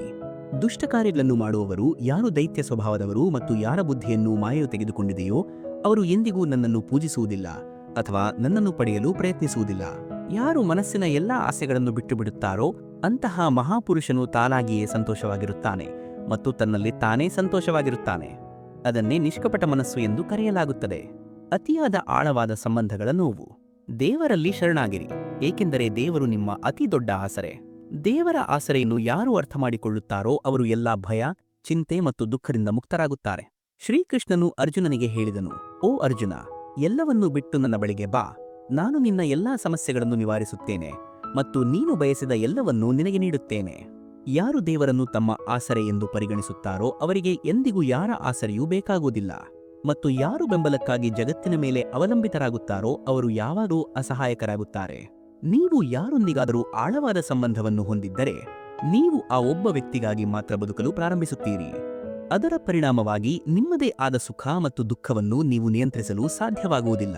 ನಿಮ್ಮ ಜೀವನದ ಪ್ರತಿಯೊಂದು ಸುಖ ಮತ್ತು ದುಃಖವು ಆತನ ನಿಯಂತ್ರಣಕ್ಕೆ ಹೋಗುತ್ತದೆ. ಆದರೆ ಯಾವಾಗಲೂ ನೆನಪಿಡಿ, ತುಂಬಾ ಆಳವಾದ ಸಂಬಂಧವು ನಿಮಗೆ ಕೇವಲ ನೋವನ್ನು ಮಾತ್ರ ನೀಡುತ್ತದೆ, ಬೇರೇನೂ ಇಲ್ಲ. ನಿಮ್ಮ ಮನಸ್ಸು ಆ ವ್ಯಕ್ತಿಯ ಮೇಲೆ ಸಿಲುಕಿಕೊಂಡರೆ ಭವಿಷ್ಯದಲ್ಲಿ ನಿಮ್ಮ ಜೀವನದಲ್ಲಿ ಬರುವ ಎಲ್ಲಾ ದುಃಖಗಳು ಅಲ್ಲಿಂದಲೇ ನಿಮಗೆ ಸಿಗಲು ಪ್ರಾರಂಭಿಸುತ್ತವೆ ಎಂಬುದನ್ನು ನೀವು ಆಗಾಗ್ಗೆ ನೋಡಿರುತ್ತೀರಿ. ಈ ಬಗ್ಗೆ ಶ್ರೀಕೃಷ್ಣರು ಒಂದು ಸುಂದರವಾದ ಕಥೆಯನ್ನು ಹೇಳುತ್ತಾರೆ. ಒಂದು ಕಾಲದಲ್ಲಿ ಒಬ್ಬ ರಾಜನ ಆಸ್ಥಾನದಲ್ಲಿ ಜ್ಞಾನಪ್ರಕಾಶ ಎಂಬ ಗಾಯಕನಿದ್ದನು. ಅವನು ತುಂಬಾ ಚೆನ್ನಾಗಿ ಹಾಡುತ್ತಿದ್ದನು. ಅವನು ಆಸ್ಥಾನದಲ್ಲಿದ್ದ ನರ್ತಕಿಯ ಮೇಲೆ ಪ್ರೀತಿಯಲ್ಲಿ ಬಿದ್ದನು. ಅವನು ಅವಳನ್ನು ಎಷ್ಟು ಪ್ರೀತಿಸಿದನೆಂದರೆ ತಾನು ಹಾಡಿದಾಗಲೆಲ್ಲ ಕೇವಲ ತನ್ನ ಪ್ರೇಯಸಿಗಾಗಿ ಮಾತ್ರವೇ ಮತ್ತು ಅವಳ ಕೋರಿಕೆಯ ಮೇರೆಗೆ ಮಾತ್ರವೇ ಹಾಡುತ್ತೇನೆ ಎಂದು ನಿರ್ಧರಿಸಿದನು. ಅವನ ಧ್ವನಿ ತುಂಬಾ ಮಧುರವಾಗಿತ್ತು. ಜನರು ಅವನನ್ನು ಕೇಳಲು ದೂರದ ಪ್ರದೇಶಗಳಿಂದ ಬರುತ್ತಿದ್ದರು. ಒಮ್ಮೆ ರಾಜನ ಆಸ್ಥಾನಕ್ಕೆ ಕೆಲವು ವಿಶೇಷ ಅತಿಥಿಗಳು ಬರುತ್ತಿದ್ದರು. ಆದ್ದರಿಂದ ರಾಜನು ಆ ಗಾಯಕನನ್ನು ಕರೆದು, ತುಂಬಾ ದೂರದ ಪ್ರದೇಶಗಳಿಂದ ವಿಶೇಷ ಅತಿಥಿಗಳು ತಮ್ಮ ಆಸ್ಥಾನಕ್ಕೆ ಬರುತ್ತಿದ್ದಾರೆ, ಆದ್ದರಿಂದ ನೀನು ಅವರಿಗಾಗಿ ಒಂದು ಹಾಡನ್ನು ಹಾಡಬೇಕಾಗುತ್ತದೆ ಎಂದು ಹೇಳಿದನು. ಇದಕ್ಕೆ ಗಾಯಕನು ರಾಜನಿಗೆ ಹೇಳಿದನು, ಓ ರಾಜ, ನಾನು ಈಗ ಹಾಡುವುದನ್ನು ಬಿಟ್ಟು ಬಿಟ್ಟಿದ್ದೇನೆ, ಏಕೆಂದರೆ ನಾನು ಕೇವಲ ನನ್ನ ಪ್ರಿಯತಮೆಗಾಗಿ ಮಾತ್ರ ಹಾಡುತ್ತೇನೆ. ಆಗ ರಾಜನಿಗೆ ಆ ನರ್ತಕಿ ಆ ಗಾಯಕನ ಪ್ರೇಯಸಿ ಎಂದು ತಿಳಿದು ಬಂತು. ರಾಜನು ಆ ನರ್ತಕಿಯನ್ನು ಕರೆದನು ಮತ್ತು ಅವಳಿಗೆ ಹೇಳಿದನು, ಬಹಳ ವಿಶೇಷ ಅತಿಥಿಗಳು ಬರಲಿದ್ದಾರೆ. ಆದ್ದರಿಂದ ನೀವು ನಿನ್ನ ಪ್ರೇಮಿಗೆ ಆ ಅತಿಥಿಗಳಿಗಾಗಿ ಹಾಡಲು ಸಿದ್ಧವಾಗುವಂತೆ ಹೇಳು. ಜ್ಞಾನಪ್ರಕಾಶನು ತನ್ನ ಪ್ರೇಯಸಿಯನ್ನು ಭೇಟಿಯಾಗಲು ಹೋದಾಗ ಅವಳು ಅವನಿಗೆ ಹೇಳಿದಳು, ನೀನು ರಾಜನಿಗಾಗಿ ಒಂದು ಹಾಡನ್ನು ಹಾಡಬೇಕು, ಅದೂ ಸಹ ಅತ್ಯುತ್ತಮವಾದ ಹಾಡನ್ನು. ಇದಕ್ಕೆ ಜ್ಞಾನಪ್ರಕಾಶನು ತನ್ನ ಪ್ರೇಯಸಿಗೆ ಹೇಳಿದನು, ನಾನು ನಿನಗಾಗಿ ಮಾತ್ರ ಹಾಡುತ್ತೇನೆ, ಏಕೆಂದರೆ ನಾನು ನಿನ್ನನ್ನು ತುಂಬಾ ಪ್ರೀತಿಸುತ್ತೇನೆ. ನಾನು ಬೇರೆ ಯಾರಿಗಾಗಿಯೂ ಹಾಡಲು ಬಯಸುವುದಿಲ್ಲ. ಇದಕ್ಕೆ ನರ್ತಕಿ ಹೇಳಿದಳು, ನೀನು ನನ್ನನ್ನು ಅಷ್ಟೊಂದು ಪ್ರೀತಿಸುತ್ತಿದ್ದರೆ ಆಗ ನನ್ನ ಮಾತನ್ನು ಕೇಳು ಮತ್ತು ಆ ಅತಿಥಿಗಳ ಮುಂದೆ ಹಾಡು. ಹೇಗಾದರೂ ಇದು ರಾಜನ ಆದೇಶವೂ ಹೌದು. ಈ ರೀತಿ ಜ್ಞಾನಪ್ರಕಾಶನು ತನ್ನ ಪ್ರೇಯಸಿಯ ಸಲಹೆಗೆ ಒಪ್ಪಿಕೊಂಡನು ಮತ್ತು ರಾಜನ ಆ ವಿಶೇಷ ಅತಿಥಿಗಳ ಮುಂದೆ ಹಾಡಲು ಸಿದ್ಧನಾದನು. ಅವನು ರಾಜನು ಆಯೋಜಿಸಿದ್ದ ಸಮ್ಮೇಳನದಲ್ಲಿ ಅತ್ಯಂತ ಮಧುರವಾದ ಹಾಡನ್ನು ಹಾಡಿದನು. ಆ ಎಲ್ಲಾ ಅತಿಥಿಗಳು ಹೋದ ನಂತರ ರಾಜನು ತನ್ನ ಮನಸ್ಸಿನಲ್ಲಿ ಹೀಗೆ ಯೋಚಿಸಿದನು, ಜ್ಞಾನಪ್ರಕಾಶನು ನನ್ನ ಮಾತನ್ನು ಕೇಳುವುದಿಲ್ಲ. ಆಗ ರಾಜನ ಮಂತ್ರಿಗಳು ರಾಜನಿಗೆ ಹೇಳಿದರು, ಓ ರಾಜ, ಅವನು ನಿಮ್ಮ ಮಾತನ್ನು ಕೇಳದಿದ್ದರೆ ಜ್ಞಾನಪ್ರಕಾಶನನ್ನು ರಾಜ್ಯದಿಂದ ಹೊರಹಾಕುವುದು ಸೂಕ್ತ. ಆದ್ದರಿಂದ ರಾಜನು ಜ್ಞಾನಪ್ರಕಾಶನನ್ನು ರಾಜ್ಯದಿಂದ ಹೊರಹಾಕಲು ಆದೇಶ ನೀಡಿದನು. ಜ್ಞಾನಪ್ರಕಾಶನು ತನ್ನ ಪ್ರಿಯತಮೆಯ ಬಳಿಗೆ ಬಂದು ಹೇಳಿದನು, ಓ ಪ್ರಿಯೆ, ನಾವು ಈ ರಾಜ್ಯವನ್ನು ಬಿಟ್ಟು ಬೇರೆಲ್ಲಿಗಾದರೂ ಹೋಗೋಣ. ನಿನ್ನ ಕೋರಿಕೆಯ ಮೇರೆಗೆ ನಾನು ಹಾಡಿದ್ದೆ, ಆದರೆ ರಾಜನು ಬದಲಿಗೆ ನನ್ನನ್ನು ಈ ರಾಜ್ಯದಿಂದ ಹೊರಹಾಕಿದ್ದಾನೆ. ಇದಕ್ಕೆ ಆ ನರ್ತಕಿ ಜ್ಞಾನಪ್ರಕಾಶನಿಗೆ ಹೇಳಿದಳು, ನಾನು ಈ ನಗರವನ್ನು ಏಕೆ ಬಿಡಬೇಕು? ರಾಜನು ನನ್ನೊಂದಿಗೆ ತುಂಬಾ ಸಂತೋಷವಾಗಿದ್ದಾನೆ ಮತ್ತು ನನಗೆ ಬೇಕಾದ ಎಲ್ಲವೂ ಈ ನಗರದಲ್ಲಿ ಸಿಗುತ್ತದೆ. ನೀನು ಈ ನಗರವನ್ನು ಬಿಟ್ಟು ಹೋಗಬೇಕು, ನನಗೆ ಹೋಗುವ ಅಗತ್ಯವಿಲ್ಲ. ಇದನ್ನು ಕೇಳಿ ಜ್ಞಾನಪ್ರಕಾಶನು ಅಳಲು ಪ್ರಾರಂಭಿಸಿದನು ಮತ್ತು ಹೇಳಿದನು, ನಾನು ನಿನ್ನನ್ನು ತುಂಬಾ ಪ್ರೀತಿಸುತ್ತೇನೆ ಮತ್ತು ನಿನ್ನಿಲ್ಲದೆ ನಾನು ಬದುಕಲು ಸಾಧ್ಯವಿಲ್ಲ. ನಿನ್ನ ಸಲುವಾಗಿ ನಾನು ಏನನ್ನು ಮಾಡಿಲ್ಲ. ನಾನು ಈ ಆಸ್ಥಾನದಲ್ಲಿ ನಿನ್ನ ಸಲುವಾಗಿ ಬಹಳಷ್ಟು ಆಡಿದ್ದೇನೆ, ಆದರೆ ನೀನು ನನ್ನನ್ನು ಹೀಗೆ ಕರೆಯುವುದು ಹೇಗೆ? ಇದಕ್ಕೆ ನರ್ತಕಿ ಹೇಳಿದಳು, ನನಗಿದರಿಂದ ಯಾವುದೇ ಸಂಬಂಧವಿಲ್ಲ. ಈ ಮಾತುಗಳನ್ನು ಕೇಳಿ ಅವನಿಗೆ ತುಂಬಾ ದುಃಖವಾಯಿತು ಮತ್ತು ಈಗ ಬೇರೆ ದಾರಿಯಿಲ್ಲ. ಆದ್ದರಿಂದ ತಾನು ಈ ನಗರವನ್ನು ಬಿಟ್ಟು ಒಬ್ಬಂಟಿಯಾಗಿ ಹೋಗಬೇಕಾಗುತ್ತದೆ ಎಂದು ಅವನು ಯೋಚಿಸಿದನು. ಈ ರೀತಿ ಅವನು ದೇವರ ಹುಡುಕಾಟದಲ್ಲಿ ನಗರವನ್ನು ತೊರೆದು ಹೋಗುತ್ತಾನೆ ಮತ್ತು ಕೊನೆಗೆ ಅವನು ಒಬ್ಬ ಮಹಾನ್ ಯೋಗಿಯಾಗುತ್ತಾನೆ. ಈ ಜಗತ್ತಿನಲ್ಲಿ ನೀವು ಯಾವುದೇ ಸಂಬಂಧದಲ್ಲಿ ಅಥವಾ ಯಾವುದೇ ಭಾವನೆಯಲ್ಲಿ ತುಂಬಾ ಆಳವಾಗಿ ಹೋದರೆ, ಜನರಿಗೆ ತುಂಬಾ ಆಳವಾಗಿ ಸಂಬಂಧಿಸಿದರೆ, ಆಗ ನಿಮಗೆ ಕೇವಲ ವಂಚನೆಯಾಗುತ್ತದೆ ಎಂಬ ನಿಜವಾದ ಜ್ಞಾನವನ್ನು ಅವನು ಪಡೆದನು. ಮತ್ತು ಜಗತ್ತು ನಿಮ್ಮ ಭಾವನೆಗಳನ್ನು ಮತ್ತು ನಿಮ್ಮ ಪ್ರೀತಿಯನ್ನು ಮೆಚ್ಚಲು ಹೋಗುವುದಿಲ್ಲ ಮತ್ತು ಕೊನೆಗೆ ನಿಮಗೆ ಕೇವಲ ದುಃಖ ಮತ್ತು ನೋವು ಮಾತ್ರವೇ ಸಿಗುತ್ತದೆ. ಆದ್ದರಿಂದ ಈ ಕಥೆಯಿಂದ ನಾವು ಕಲಿಯುವುದೇನೆಂದರೆ, ಹೊರಗಿನಿಂದ ಎಲ್ಲರೊಂದಿಗೆ ಒಳ್ಳೆಯವರಾಗಿರಿ ಮತ್ತು ಒಳಗಿನಿಂದ ಮೌನವಾಗಿರುವುದು ಒಳ್ಳೆಯದು. ಆದರೆ ಅನ್ಯಾಯವಾದಾಗ ಮೌನವಾಗಿರಬೇಡಿ. ಸ್ಥಿರ ಮನಸ್ಸು. ನಿಮ್ಮ ಮನಸ್ಸು ಸ್ಥಿರವಾಗಿಲ್ಲದಿದ್ದರೆ ನಿಮ್ಮ ಜೀವನದಲ್ಲಿ ನೀವು ಏನನ್ನೂ ಸಾಧಿಸಲು ಸಾಧ್ಯವಾಗುವುದಿಲ್ಲ. ನೀವು ಜೀವನದಲ್ಲಿ ಏನನ್ನಾದರೂ ಸಾಧಿಸಬೇಕಾದರೆ ನಿಮ್ಮ ಮನಸ್ಸು ಸ್ಥಿರವಾಗಿರುವುದು ಬಹಳ ಮುಖ್ಯ. ನಿಮ್ಮ ಆಲೋಚನೆಗಳನ್ನು ನೀವು ಎಷ್ಟು ಹೆಚ್ಚು ಓಡಿಸುತ್ತೀರೋ ಅಷ್ಟು ಹೆಚ್ಚು ನಿಮ್ಮ ಮನಸ್ಸು ವಿಚಲಿತವಾಗಿರುತ್ತದೆ ಮತ್ತು ವಿಚಲಿತ ಮನಸ್ಸಿನಿಂದ ನೀವು ಜೀವನದಲ್ಲಿ ಏನನ್ನೂ ಸಾಧಿಸಲು ಸಾಧ್ಯವಿಲ್ಲ. ಮತ್ತು ನೀವು ನಿಮ್ಮ ಆಲೋಚನೆಗಳನ್ನು ಎಷ್ಟು ಕಡಿಮೆ ಓಡಿಸುತ್ತೀರೋ ಅಷ್ಟು ಶಾಂತವಾಗಿರುತ್ತೀರಿ. ಅಷ್ಟು ಹೆಚ್ಚು ನೀವು ನಿಮ್ಮ ಉದ್ದೇಶದ ಮೇಲೆ ಗಮನ ಕೇಂದ್ರೀಕರಿಸಲು ಸಾಧ್ಯವಾಗುತ್ತದೆ ಮತ್ತು ನಿಮ್ಮ ಜೀವನದಲ್ಲಿ ನೀವು ಸಾಧಿಸಲು ಬಯಸುವ ಎಲ್ಲವನ್ನೂ ಮಾಡಲು ನಿಮಗೆ ಸಾಧ್ಯವಾಗುತ್ತದೆ. ಏಕೆಂದರೆ ತಮ್ಮ ಮನಸ್ಸನ್ನು ಹೆಚ್ಚು ಬಳಸುವ ಮತ್ತು ಇಲ್ಲಿ ಮತ್ತು ಅಲ್ಲಿ ಅಲೆದಾಡುವ ಜನರು ಏನು ಮಾಡಬೇಕು ಮತ್ತು ಏನು ಮಾಡಬಾರದು ಎಂದು ಅರ್ಥಮಾಡಿಕೊಳ್ಳಲು ಸಾಧ್ಯವಾಗುವುದಿಲ್ಲ. ಇದು ಬಂದಾಗ ಕೆಲವು ಜನರು ತಮ್ಮ ಜೀವನದಲ್ಲಿ ಸರಿಯಾದ ನಿರ್ಧಾರಗಳನ್ನು ತೆಗೆದುಕೊಳ್ಳುವ ಸಾಮರ್ಥ್ಯವನ್ನು ಹೊಂದಿರುವುದಿಲ್ಲ, ಏಕೆಂದರೆ ಅವರ ಮನಸ್ಸು ಅಲೆದಾಡುತ್ತಲೇ ಇರುತ್ತದೆ. ಅದಕ್ಕಾಗಿಯೇ ನಿಮ್ಮ ಆಲೋಚನೆಗಳನ್ನು ನೀವು ಎಷ್ಟು ಕಡಿಮೆ ಅಲೆದಾಡಲು ಬಿಡುತ್ತೀರೋ, ನಿಮ್ಮ ಮನಸ್ಸು ಎಷ್ಟು ಕಡಿಮೆ ಅಲೆದಾಡುತ್ತದೆಯೋ ಅಷ್ಟು ಸುಲಭವಾಗಿ ನಿಮ್ಮ ಮನಸ್ಸು ಮತ್ತು ಮೆದುಳು ಆಗುತ್ತದೆ ಮತ್ತು ಅಷ್ಟು ಹೆಚ್ಚು ನೀವು ಸಂತೋಷವಾಗಿರುತ್ತೀರಿ ಮತ್ತು ಹೆಚ್ಚು ಯಶಸ್ಸನ್ನು ಸಾಧಿಸಲು ನಿಮಗೆ ಸಾಧ್ಯವಾಗುತ್ತದೆ. ಬದಲಾವಣೆಯ ಸಂಕೇತ. ನಮ್ಮ ಜೀವನದಲ್ಲಿ ಸಮಸ್ಯೆಗಳು ಯಾವುದೇ ಕಾರಣವಿಲ್ಲದೆ ಬರುವುದಿಲ್ಲ. ಅವುಗಳ ಆಗಮನವು ನಮ್ಮ ಜೀವನದಲ್ಲಿ ಏನನ್ನಾದರೂ ಬದಲಾಯಿಸಬೇಕು ಎಂಬುದಕ್ಕೆ ಸಂಕೇತವಾಗಿದೆ. ದೇಹ ಮತ್ತು ಆತ್ಮದ ಸತ್ಯ. ಮರಣದ ಸಮಯದಲ್ಲಿ ನನ್ನನ್ನು ನೆನಪಿಸಿಕೊಳ್ಳುತ್ತಾ ಯಾರು ತಮ್ಮ ದೇಹವನ್ನು ತ್ಯಜಿಸುತ್ತಾರೋ ಅವರು ಪರಮಧಾಮವನ್ನು ತಲುಪುತ್ತಾರೆ ಎಂದು ಶ್ರೀಕೃಷ್ಣರು ಹೇಳುತ್ತಾರೆ. ಶ್ರೀಕೃಷ್ಣನು ಅರ್ಜುನನಿಗೆ ಹೇಳುತ್ತಾನೆ, ಏನು ನಿನ್ನದು, ನೀನು ಅಳುವಂತೆ? ನೀನು ಏನು ತಂದಿದ್ದೀಯಾ? ನೀನು ಏನನ್ನು ಕಳೆದುಕೊಂಡಿದ್ದೀಯಾ? ನೀನು ಏನನ್ನು ಸೃಷ್ಟಿಸಿದ್ದೀಯಾ? ಏನನ್ನು ನಾಶಪಡಿಸಿದ್ದೀಯಾ? ನೀನು ಇಲ್ಲಿಂದ ಏನನ್ನು ತೆಗೆದುಕೊಂಡೆಯೋ, ಏನನ್ನು ಕೊಟ್ಟೆಯೋ, ನೀನು ಅದನ್ನು ಇಲ್ಲಿಯೇ ಕೊಟ್ಟಿದ್ದೀಯಾ? ಇಂದು ನಿನ್ನದೇನಿದೆ, ನಾಳೆ ಅದು ಇನ್ನೊಬ್ಬರದ್ದಾಗಿತ್ತು ಮತ್ತು ಭವಿಷ್ಯದಲ್ಲಿ ಅದು ಇನ್ನೊಬ್ಬರದ್ದಾಗಿರುತ್ತದೆ. ಹಾಗಾದರೆ ನೀನು ಏಕೆ ದುಃಖಿತನಾಗಿದ್ದೀಯಾ ಮತ್ತು ಏಕೆ ಚಿಂತಿಸುತ್ತಿದ್ದೀಯಾ? ಜನರು ಈ ಜಗತ್ತಿಗೆ ಬರಿಗೈಯಲ್ಲಿ ಬರುತ್ತಾರೆ ಮತ್ತು ಈ ಜಗತ್ತನ್ನು ಬರಿಗೈಯಲ್ಲಿಯೇ ಬಿಟ್ಟು ಹೋಗುತ್ತಾರೆ. ಆದ್ದರಿಂದ ಚಿಂತೆ ಮತ್ತು ದುಃಖವನ್ನು ಬಿಟ್ಟು ಸಂತೋಷವಾಗಿರಲು ಕಲಿಯಿರಿ. ಮಹಾನ್ ವ್ಯಕ್ತಿಯ ನಡತೆ. ಮಹಾನ್ ವ್ಯಕ್ತಿಯು ಹೇಗೆ ವರ್ತಿಸುತ್ತಾನೋ ಸಾಮಾನ್ಯ ಜನರು ಸಹ ಅದೇ ರೀತಿ ವರ್ತಿಸಲು ಪ್ರಾರಂಭಿಸುತ್ತಾರೆ. ಜನರು ಮಹಾನ್ ವ್ಯಕ್ತಿಯು ಮಾಡಿದ ಕೆಲಸವನ್ನು ಆದರ್ಶವಾಗಿ ಪರಿಗಣಿಸಿ ಅವನನ್ನು ಅನುಸರಿಸುತ್ತಾರೆ. ಶ್ರೀಕೃಷ್ಣನು ಅರ್ಜುನನಿಗೆ ಹೇಳುತ್ತಾನೆ, ಓ ಅರ್ಜುನ, ನಾನು ಭೂತ, ವರ್ತಮಾನ ಮತ್ತು ಭವಿಷ್ಯದ ಒಡೆಯ. ನಾನು ಎಲ್ಲಾ ಜೀವಿಗಳನ್ನು ಬಲ್ಲೆ, ಆದರೆ ವಾಸ್ತವದಲ್ಲಿ ಯಾರೂ ನನ್ನನ್ನು ತಿಳಿದಿಲ್ಲ. ಸ್ವಯಂ ಸಂತೋಷ. ನಮ್ಮ ಅತ್ಯಂತ ಪ್ರಮುಖ ಜವಾಬ್ದಾರಿ ಎಂದರೆ ನಮ್ಮನ್ನು ನಾವೇ ಸಂತೋಷಪಟ್ಟುಕೊಳ್ಳುವುದು. ನಾವು ಜಗತ್ತನ್ನು ಸಂತೋಷಪಡಿಸಲು ಪ್ರಯತ್ನಿಸಿದರೆ ಜಗತ್ತು ನಮ್ಮನ್ನು ಸಂತೋಷವಾಗಿರಲು ಬಿಡುವುದಿಲ್ಲ ಮತ್ತು ನಾವು ದುಃಖಿತರಾಗುತ್ತೇವೆ. ಆದ್ದರಿಂದ ನಾವು ಯಾರನ್ನಾದರೂ ಸಂತೋಷಪಡಿಸಲು ಬಯಸಿದರೆ ನಮ್ಮನ್ನು ನಾವೇ ಹೇಗೆ ಸಂತೋಷವಾಗಿಟ್ಟುಕೊಳ್ಳಬೇಕು ಎಂದು ನಾವು ಕಲಿಯಬೇಕು.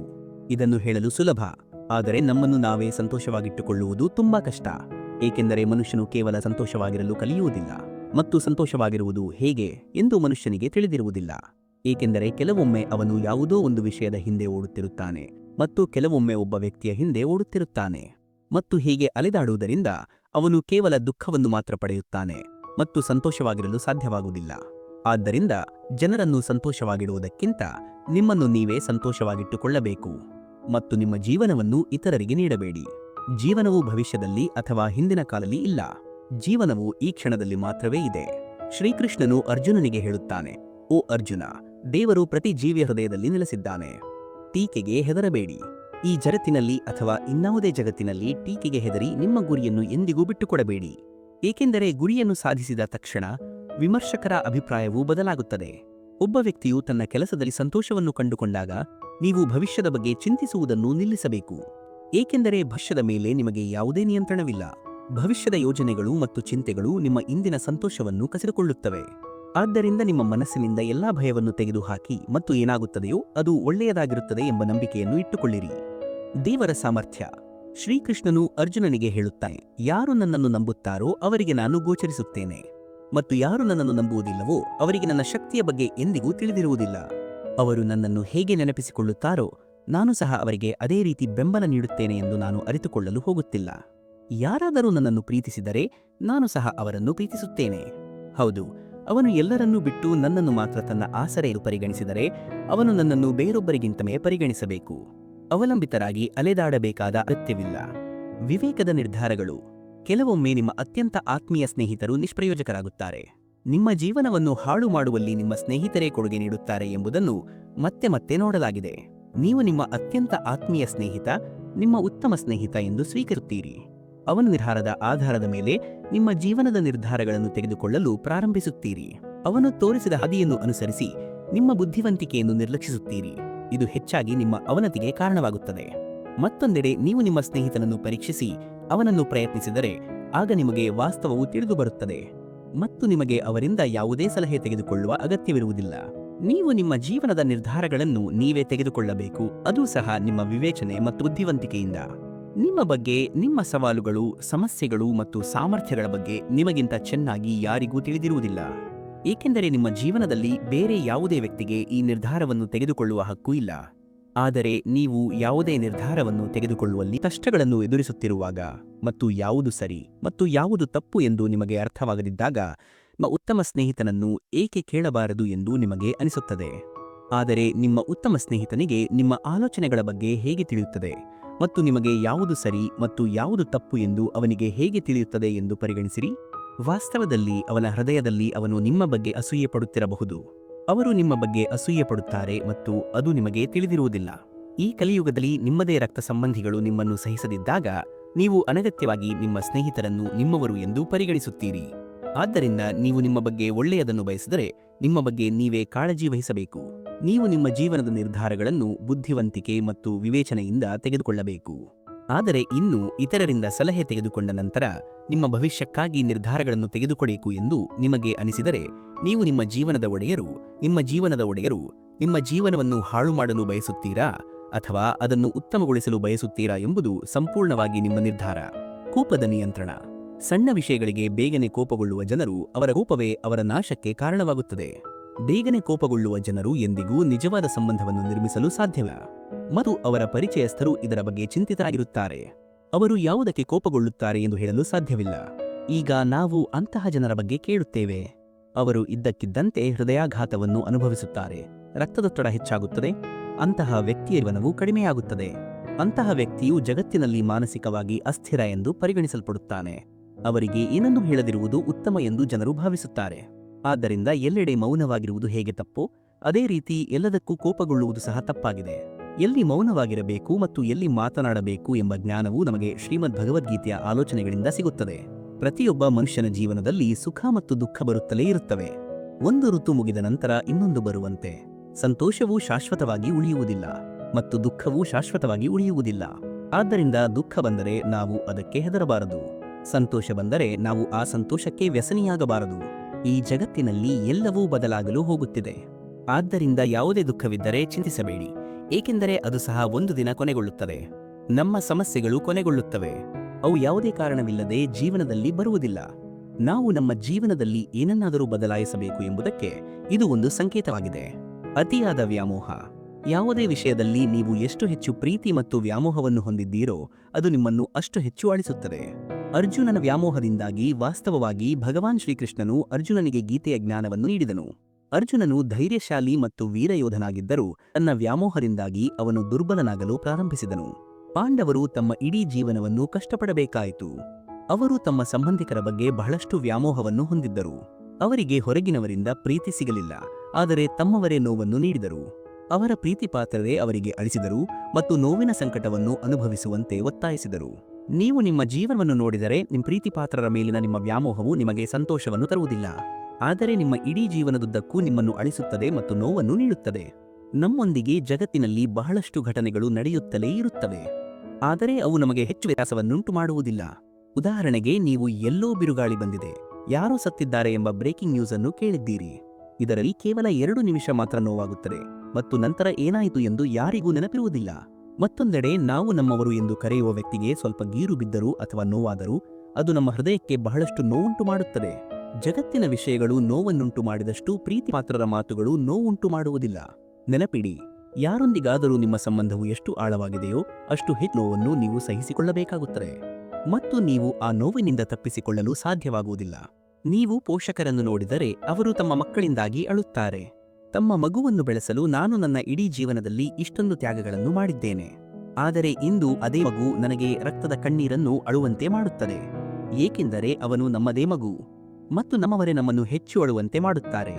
ಪ್ರೇಮಿಗಳು ಪ್ರೀತಿಯ ಕಾರಣದಿಂದಾಗಿ ಮೊದಲಿನಿಂದಲೂ ಅಳುತ್ತಾರೆ ಮತ್ತು ನಾನು ನಿನ್ನನ್ನು ತುಂಬಾ ಆಳವಾಗಿ ಪ್ರೀತಿಸುತ್ತೇನೆ, ಆದರೆ ನನಗೆ ಪ್ರತಿಯಾಗಿ ವಂಚನೆಯ ಹೊರತು ಬೇರೇನೂ ಸಿಗುವುದಿಲ್ಲ ಎಂದು ಹೇಳುತ್ತಾರೆ. ನೀವು ಯಾರನ್ನಾದರೂ ಅತಿಯಾಗಿ ಪ್ರೀತಿಸಿದರೆ ಮತ್ತು ತುಂಬಾ ದುರ್ಬಲರಾದರೆ ಆಗ ಅಂತಿಮವಾಗಿ ನಿಮಗೆ ದುಃಖವೇ ಸಿಗುತ್ತದೆ. ವಾಸ್ತವದಲ್ಲಿ ನೀವು ಯಾರನ್ನಾದರೂ ಪ್ರೀತಿಸಲು ಬಯಸುತ್ತೀರೋ ನೀವು ಆ ವ್ಯಕ್ತಿಯನ್ನು ನಿಮ್ಮ ಜೀವನದಲ್ಲಿ ಅತ್ಯಂತ ವಿಶೇಷ ವ್ಯಕ್ತಿ ಎಂದು ಪರಿಗಣಿಸುತ್ತೀರಿ ಮತ್ತು ಅವನಿಂದಲೇ ನಿಮಗೆ ಅತ್ಯಂತ ಕಠಿಣವಾದ ಏಟು ಸಿಗುತ್ತದೆ. ಯಾರಿಂದ ನನಗೆ ಯಾವುದೇ ನಿರೀಕ್ಷೆಗಳಿಲ್ಲವೋ ಅವರಿಂದ ನಾನು ಮೋಸ ಹೋಗಿದ್ದೇನೆ ಎಂದು ಅನೇಕ ಜನರು ಹೇಳಿದ್ದಾರೆ. ನೀವು ಏಕೆ ಮೋಸ ಹೋಗುತ್ತಿದ್ದೀರಿ? ಏಕೆಂದರೆ ನೀವು ನಿಮ್ಮ ಜೀವನದಲ್ಲಿ ಆ ವ್ಯಕ್ತಿಗೆ ಅರ್ಹವಲ್ಲದ ಸ್ಥಾನವನ್ನು ನೀಡಿದ್ರಿ. ಅವರು ಅರ್ಹರಲ್ಲದಿದ್ದರೂ ನೀವು ಯಾರನ್ನಾದರೂ ಹೆಚ್ಚು ನಂಬಿದರೆ ಅದು ಕೇವಲ ಅವರ ತಪ್ಪಲ್ಲ, ನಿಮ್ಮ ತಪ್ಪೂ ಹೌದು. ಭವಿಷ್ಯದಲ್ಲಿ ನೀವು ದುಃಖ ಮತ್ತು ನೋವನ್ನು ಸಹಿಸಿಕೊಳ್ಳಬೇಕಾದಷ್ಟು ಯಾರೊಂದಿಗೂ ನೀವು ಅಂಟಿಕೊಳ್ಳಬಾರದು. ಸಂತೋಷದ ಮೂಲ. ಈ ಜಗತ್ತಿನಲ್ಲಿ ಯಾರಿಗಾಗಿಯೂ ಸಂತೋಷವಾಗಿರಲು ಕಾರಣವನ್ನು ಹುಡುಕಬೇಡಿ. ನೀವು ಯಾರನ್ನಾದರೂ ನಿಮ್ಮ ಸಂತೋಷಕ್ಕೆ ಕಾರಣ ಮಾಡಿದರೆ ಆಗ ಆ ವ್ಯಕ್ತಿಯಿಂದ ನೀವು ಖಂಡಿತವಾಗಿಯೂ ದುಃಖವನ್ನು ಪಡೆಯುತ್ತೀರಿ. ಶ್ರೀಕೃಷ್ಣನು ಅರ್ಜುನನಿಗೆ ಹೇಳುತ್ತಾನೆ, ಓ ಅರ್ಜುನ, ಯಾರು ಹೆಚ್ಚು ತಿನ್ನುತ್ತಾರೋ, ಹೆಚ್ಚು ಅಥವಾ ಕಡಿಮೆ ನಿದ್ರೆ ಮಾಡುತ್ತಾರೋ ಅವರು ಎಂದಿಗೂ ಯೋಗಿಯಾಗಲು ಸಾಧ್ಯವಿಲ್ಲ. ನರಕದ 3 ದ್ವಾರಗಳು. ಭಗವದ್ಗೀತೆಯ ಪ್ರಕಾರ ನರಕದ 3 ದ್ವಾರಗಳಿವೆ: ಕಾಮ, ಲೋಹ ಮತ್ತು ಕೋಪ. ನೀವು ಯಾರಿಗಾದರೂ ಒಳ್ಳೆಯದನ್ನು ಮಾಡಲು ಸಾಧ್ಯವಾಗದಿದ್ದರೆ ಕೆಟ್ಟದ್ದನ್ನು ಮಾಡಬೇಡಿ, ಏಕೆಂದರೆ ಜಗತ್ತು ದುರ್ಬಲವಾಗಿದೆ, ಆದರೆ ಜಗತ್ತನ್ನು ಸೃಷ್ಟಿಸಿದ ದೇವರು ದುರ್ಬಲನಲ್ಲ. ಸಾತ್ವಿಕ ದಾನ. ಯಾವುದೇ ಹಿಂಜರಿಕೆ ಇಲ್ಲದೆ ಕರ್ತವ್ಯವೆಂದು ಪರಿಗಣಿಸಿ ಅಗತ್ಯವಿರುವ ವ್ಯಕ್ತಿಗೆ ನೀಡುವ ದಾನವನ್ನು ಸಾತ್ವಿಕ ದಾನ ಎಂದು ಕರೆಯಲಾಗುತ್ತದೆ. ನಕಾರಾತ್ಮಕ ಜನರನ್ನು ನಿರ್ಲಕ್ಷಿಸಿ.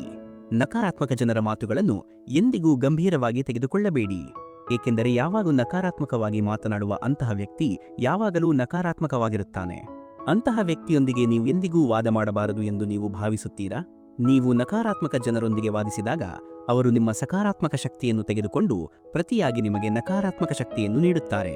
ನಕಾರಾತ್ಮಕ ವ್ಯಕ್ತಿಯೊಂದಿಗೆ ವಾದ ಮಾಡಿದ ನಂತರ ನಿಮ್ಮ ಮನಸ್ಸು ಭಾರವಾಗಿದೆ ಮತ್ತು ನೀವು ದುಃಖಿತರು ಮತ್ತು ತೊಂದರೆಗೊಳಗಾಗಿದ್ದೀರಿ ಎಂದು ನಿಮಗೆ ಅನಿಸುತ್ತದೆ, ಏಕೆಂದರೆ ನಿಮ್ಮ ಸಕಾರಾತ್ಮಕ ಶಕ್ತಿಯನ್ನು ತೆಗೆದುಹಾಕಲಾಗಿದೆ ಮತ್ತು ಅವರ ನಕಾರಾತ್ಮಕ ಶಕ್ತಿಯೂ ಹೋಗಿದೆ. ಆದ್ದರಿಂದ ಯಾವಾಗಲೂ ಎಲ್ಲರ ಬಗ್ಗೆ ಕೆಟ್ಟದಾಗಿ ಯೋಚಿಸುವ ವ್ಯಕ್ತಿ ಯಾವಾಗಲೂ ಎಲ್ಲರ ಬಗ್ಗೆ ಕೆಟ್ಟದಾಗಿ ಯೋಚಿಸುತ್ತಾನೆ. ನಾವು ಈ ಜನರು ಹುಚ್ಚರು ಎಂದು ಯೋಚಿಸಬೇಕು ಮತ್ತು ಅವರನ್ನು ಒಬ್ಬಂಟಿಯಾಗಿ ಬಿಡಬೇಕು. ಅಂತಹ ಜನರೊಂದಿಗೆ ವಾದ ಮಾಡುವುದು ನಿಮಗೆ ಮಾತ್ರ ಹಾನಿ ಮಾಡುತ್ತದೆ. ಕರ್ಮದ ಸರಿಯಾದ ವ್ಯಾಖ್ಯಾನ. ಪ್ರತಿಯೊಬ್ಬರೂ ಭಗವದ್ಗೀತೆಯ ಈ ಸಲಹೆಯನ್ನು ಕೇಳುತ್ತಲೇ ಇರುತ್ತಾರೆ. ನಿಮ್ಮ ಕರ್ತವ್ಯವನ್ನು ಮಾಡಿ ಮತ್ತು ಫಲಿತಾಂಶಗಳ ಬಗ್ಗೆ ಚಿಂತಿಸಬೇಡಿ. ಆದರೆ ಈ ಬೋಧನೆಯ ಅರ್ಥವೇನೆಂದರೆ ನಿಮ್ಮ ಮನಸ್ಸಿಗೆ ಬಂದಿದ್ದನ್ನು ಮಾಡಿ ಮತ್ತು ಏನಾಗುತ್ತದೆಯೋ ಅದನ್ನು ನೋಡೋಣ ಎಂದು ಹೇಳುವುದಲ್ಲ. ನೀವು ಯಾರಿಗಾದರೂ ಏನಾದರೂ ತಪ್ಪು ಮಾಡಿದರೆ, ಕಳ್ಳತನ ಮಾಡಿದರೆ ಅಥವಾ ಮಾತನಾಡಿದರೆ ಅದು ಈ ಬೋಧನೆಗೆ ಸೇರುವುದಿಲ್ಲ. ಅಥವಾ ನೀವು ಯಾವುದೇ ಕೆಲಸವನ್ನು ಮಾಡಿದರೂ ಯಾವುದೇ ಫಲಿತಾಂಶವಿರುವುದಿಲ್ಲ ಅಥವಾ ಅದು ಬರುವುದಿಲ್ಲ ಎಂದು ಇದರ ಅರ್ಥವಲ್ಲ. ಏನನ್ನಾದರೂ ಕೇಳುವುದು ಮತ್ತು ಅದನ್ನು ಅರ್ಥ ಮಾಡಿಕೊಳ್ಳುವುದು ಸಂಪೂರ್ಣವಾಗಿ ಎರಡು ವಿಭಿನ್ನ ವಿಷಯಗಳಾಗಿವೆ.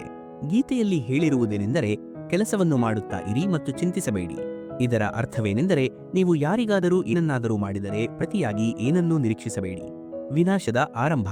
ಕುಟುಂಬದ ಸದಸ್ಯರು ಅಹಿತಕರವಾಗಿ ಕಾಣಿಸಲು ಪ್ರಾರಂಭಿಸಿದಾಗ ಮತ್ತು ಅಪರಿಚಿತರು ನಿಮ್ಮಂತೆ ಕಾಣಿಸಲು ಪ್ರಾರಂಭಿಸಿದಾಗ ಆಗ ವಿನಾಶದ ಸಮಯ ಪ್ರಾರಂಭವಾಗಿದೆ ಎಂದು ಅರ್ಥ ಮಾಡಿಕೊಳ್ಳಿ. ನಿಜವಾದ ಪ್ರೀತಿ. ಒಬ್ಬ ಮನುಷ್ಯನು ಯಾವುದಾದರೂ ವಿಷಯದಲ್ಲಿ ನಂಬಿಕೆಯನ್ನು ಹೊಂದಿದ್ದರೆ ಅವನು ಏನಾಗಬೇಕೆಂದು ಬಯಸುತ್ತಾನೋ ಅದಾಗಲು ಸಾಧ್ಯ.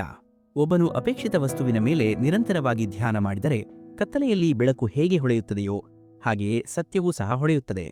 ಅದಕ್ಕಾಗಿಯೇ ಮನುಷ್ಯನು ಯಾವಾಗಲೂ ಸತ್ಯದ ಮಾರ್ಗದಲ್ಲಿ ಸಾಗಬೇಕು. ಶರೀರ ಅಥವಾ ಸೌಂದರ್ಯವನ್ನು ನೋಡಿ ಪ್ರೀತಿ ಮಾಡಲು ಸಾಧ್ಯವಿಲ್ಲ. ಪ್ರೀತಿಯು ಹೃದಯದಿಂದಾಗುತ್ತದೆ. ಅಲ್ಲಿ ಎರಡು ಹೃದಯಗಳು ಭೇಟಿಯಾಗುತ್ತವೆ, ಅದೇ ಪ್ರೀತಿ. 51ನೆಯ ದಿವ್ಯ ಬೋಧನೆ. ಸ್ವಧರ್ಮಶ್ರೇಷ್ಠ.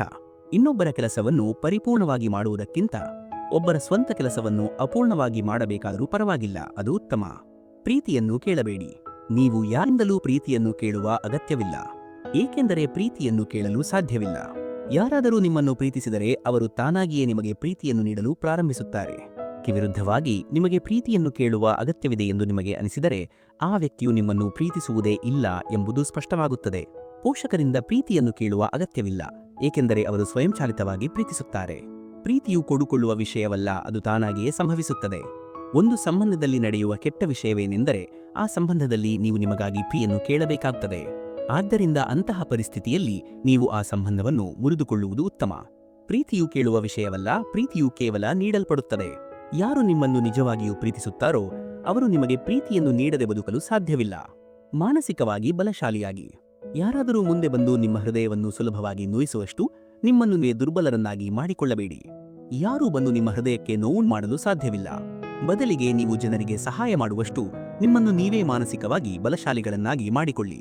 ಜನರ ಮಾತುಗಳು, ಅವರ ಆಲೋಚನೆಗಳು ಮತ್ತು ಅವರ ಭಾವನೆಗಳು ನಿಮ್ಮನ್ನು ಮಾನಸಿಕವಾಗಿ ನೋಯಿಸಬಾರದು. ಜನರ ಮಾತುಗಳು ನಿಮಗೆ ಪರಿಣಾಮ ಬೀರುವುದನ್ನು ನಿಲ್ಲಿಸಿದಾಗ ಆಗ ನೀವು ಬುದ್ಧಿವಂತರಾಗಿದ್ದೀರಿ ಎಂದು ನೀವು ಅರ್ಥ ಮಾಡಿಕೊಳ್ಳಬೇಕು. ನಿಮ್ಮ ಬಗ್ಗೆ ಎಲ್ಲವನ್ನೂ ನೀವು ಸರಿಯಾಗಿ ತಿಳಿದ ದಿನ ಜನರು ನಿಮ್ಮನ್ನು ಹೇಗೆ ಗ್ರಹಿಸುತ್ತಾರೆ ಅಥವಾ ನಿಮ್ಮ ಬಗ್ಗೆ ಏನು ಹೇಳುತ್ತಾರೆ ಎಂಬುದು ನಿಮಗೆ ಮುಖ್ಯವಾಗುವುದಿಲ್ಲ. ಜನರ ಮಾತುಗಳು ಕೇವಲ ತನ್ನನ್ನು ತಾನು ಇನ್ನೂ ತಿಳಿದುಕೊಳ್ಳದ ವ್ಯಕ್ತಿಗೆ ಮಾತ್ರ ಪರಿಣಾಮ ಬೀರುತ್ತವೆ. ಆದ್ದರಿಂದ ಯಾರೂ ಬಂದು ನಿಮಗೆ ನೋವುಂಟು ಮಾಡುವಷ್ಟು ನಿಮ್ಮನ್ನು ನೀವೇ ಎಂದಿಗೂ ಮಾಡಿಕೊಳ್ಳಬೇಡಿ. ಆದರೆ ಜನರು ನಿಮ್ಮೊಂದಿಗೆ ಒಳ್ಳೆಯದಾಗಿ ಅಥವಾ ಕೆಟ್ಟದಾಗಿ ವರ್ತಿಸಿದರೂ ಅದು ನಿಮ್ಮ ಮೇಲೆ ಯಾವುದೇ ಪರಿಣಾಮ ಬೀರದಂತೆ ನಿಮ್ಮನ್ನು ನೀವು ಬಲಶಾಲಿಗಳನ್ನಾಗಿ ಮಾಡಿಕೊಳ್ಳಿ ಮತ್ತು ನೀವು ಯಾವಾಗಲೂ ಸಂತೋಷವಾಗಿರಿ. ನಿಮ್ಮೆಲ್ಲರ ಜೀವನವು ಶ್ರೀಕೃಷ್ಣನ ಅನುಗ್ರಹದಿಂದ ಸದಾ ಬೆಳಗಲಿ. ಪರಮಾತ್ಮ ಶ್ರೀಕೃಷ್ಣನು ನಮಗೆ ಹೇಳಿರುವ ಈ ಮಹತ್ವಪೂರ್ಣ ಬೋಧನೆಗಳು ಕೇವಲ ಕೇಳಲು ಮಾತ್ರವಲ್ಲ, ನಮ್ಮ ಜೀವನದ ಪ್ರತಿಯೊಂದು ಹೆಜ್ಜೆಯಲ್ಲೂ ಇದನ್ನು ಆಚರಣೆಗೆ ತರಲು ಸಹಾಯಕವಾಗಿವೆ. ಸುಖ ಮತ್ತು ದುಃಖಗಳು ಕೆಲ ಋತುಗಳಂತೆ ಬಂದು ಹೋಗುತ್ತವೆ, ಆದರೆ ನಮ್ಮ ಸ್ಥಿರ ಮನಸ್ಸು ಮತ್ತು ಕರ್ತವ್ಯನಿಷ್ಠೆಯೇ ನಮ್ಮನ್ನು ಮೋಕ್ಷದ ಹಾದಿಗೆ ಕೊಂಡೊಯ್ಯುತ್ತದೆ.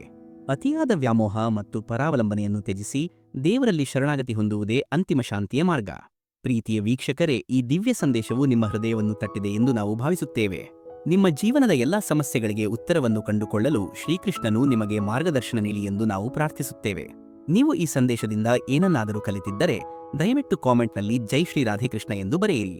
ಈ ಸಂದೇಶವನ್ನು ಲೈಕ್ ಮಾಡಿ, ನಿಮ್ಮ ಅಭಿಪ್ರಾಯಗಳನ್ನು ಹಂಚಿಕೊಳ್ಳಿ ಮತ್ತು ಕೃಷ್ಣ ಸಂದೇಶ ಚಾನೆಲ್ಗೆ ಚಂದಾದಾರರಾಗಿ. ಇಂತಹ ಹೆಚ್ಚು ದಿವ್ಯಜ್ಞಾನಕ್ಕಾಗಿ ನೋಟಿಫಿಕೇಶನ್ ಬೆಲ್ ಐಕಾನ್ ಅನ್ನು ಆನ್ ಮಾಡಿ. ನೀವು ಶುಭವಾಗಿರಿ.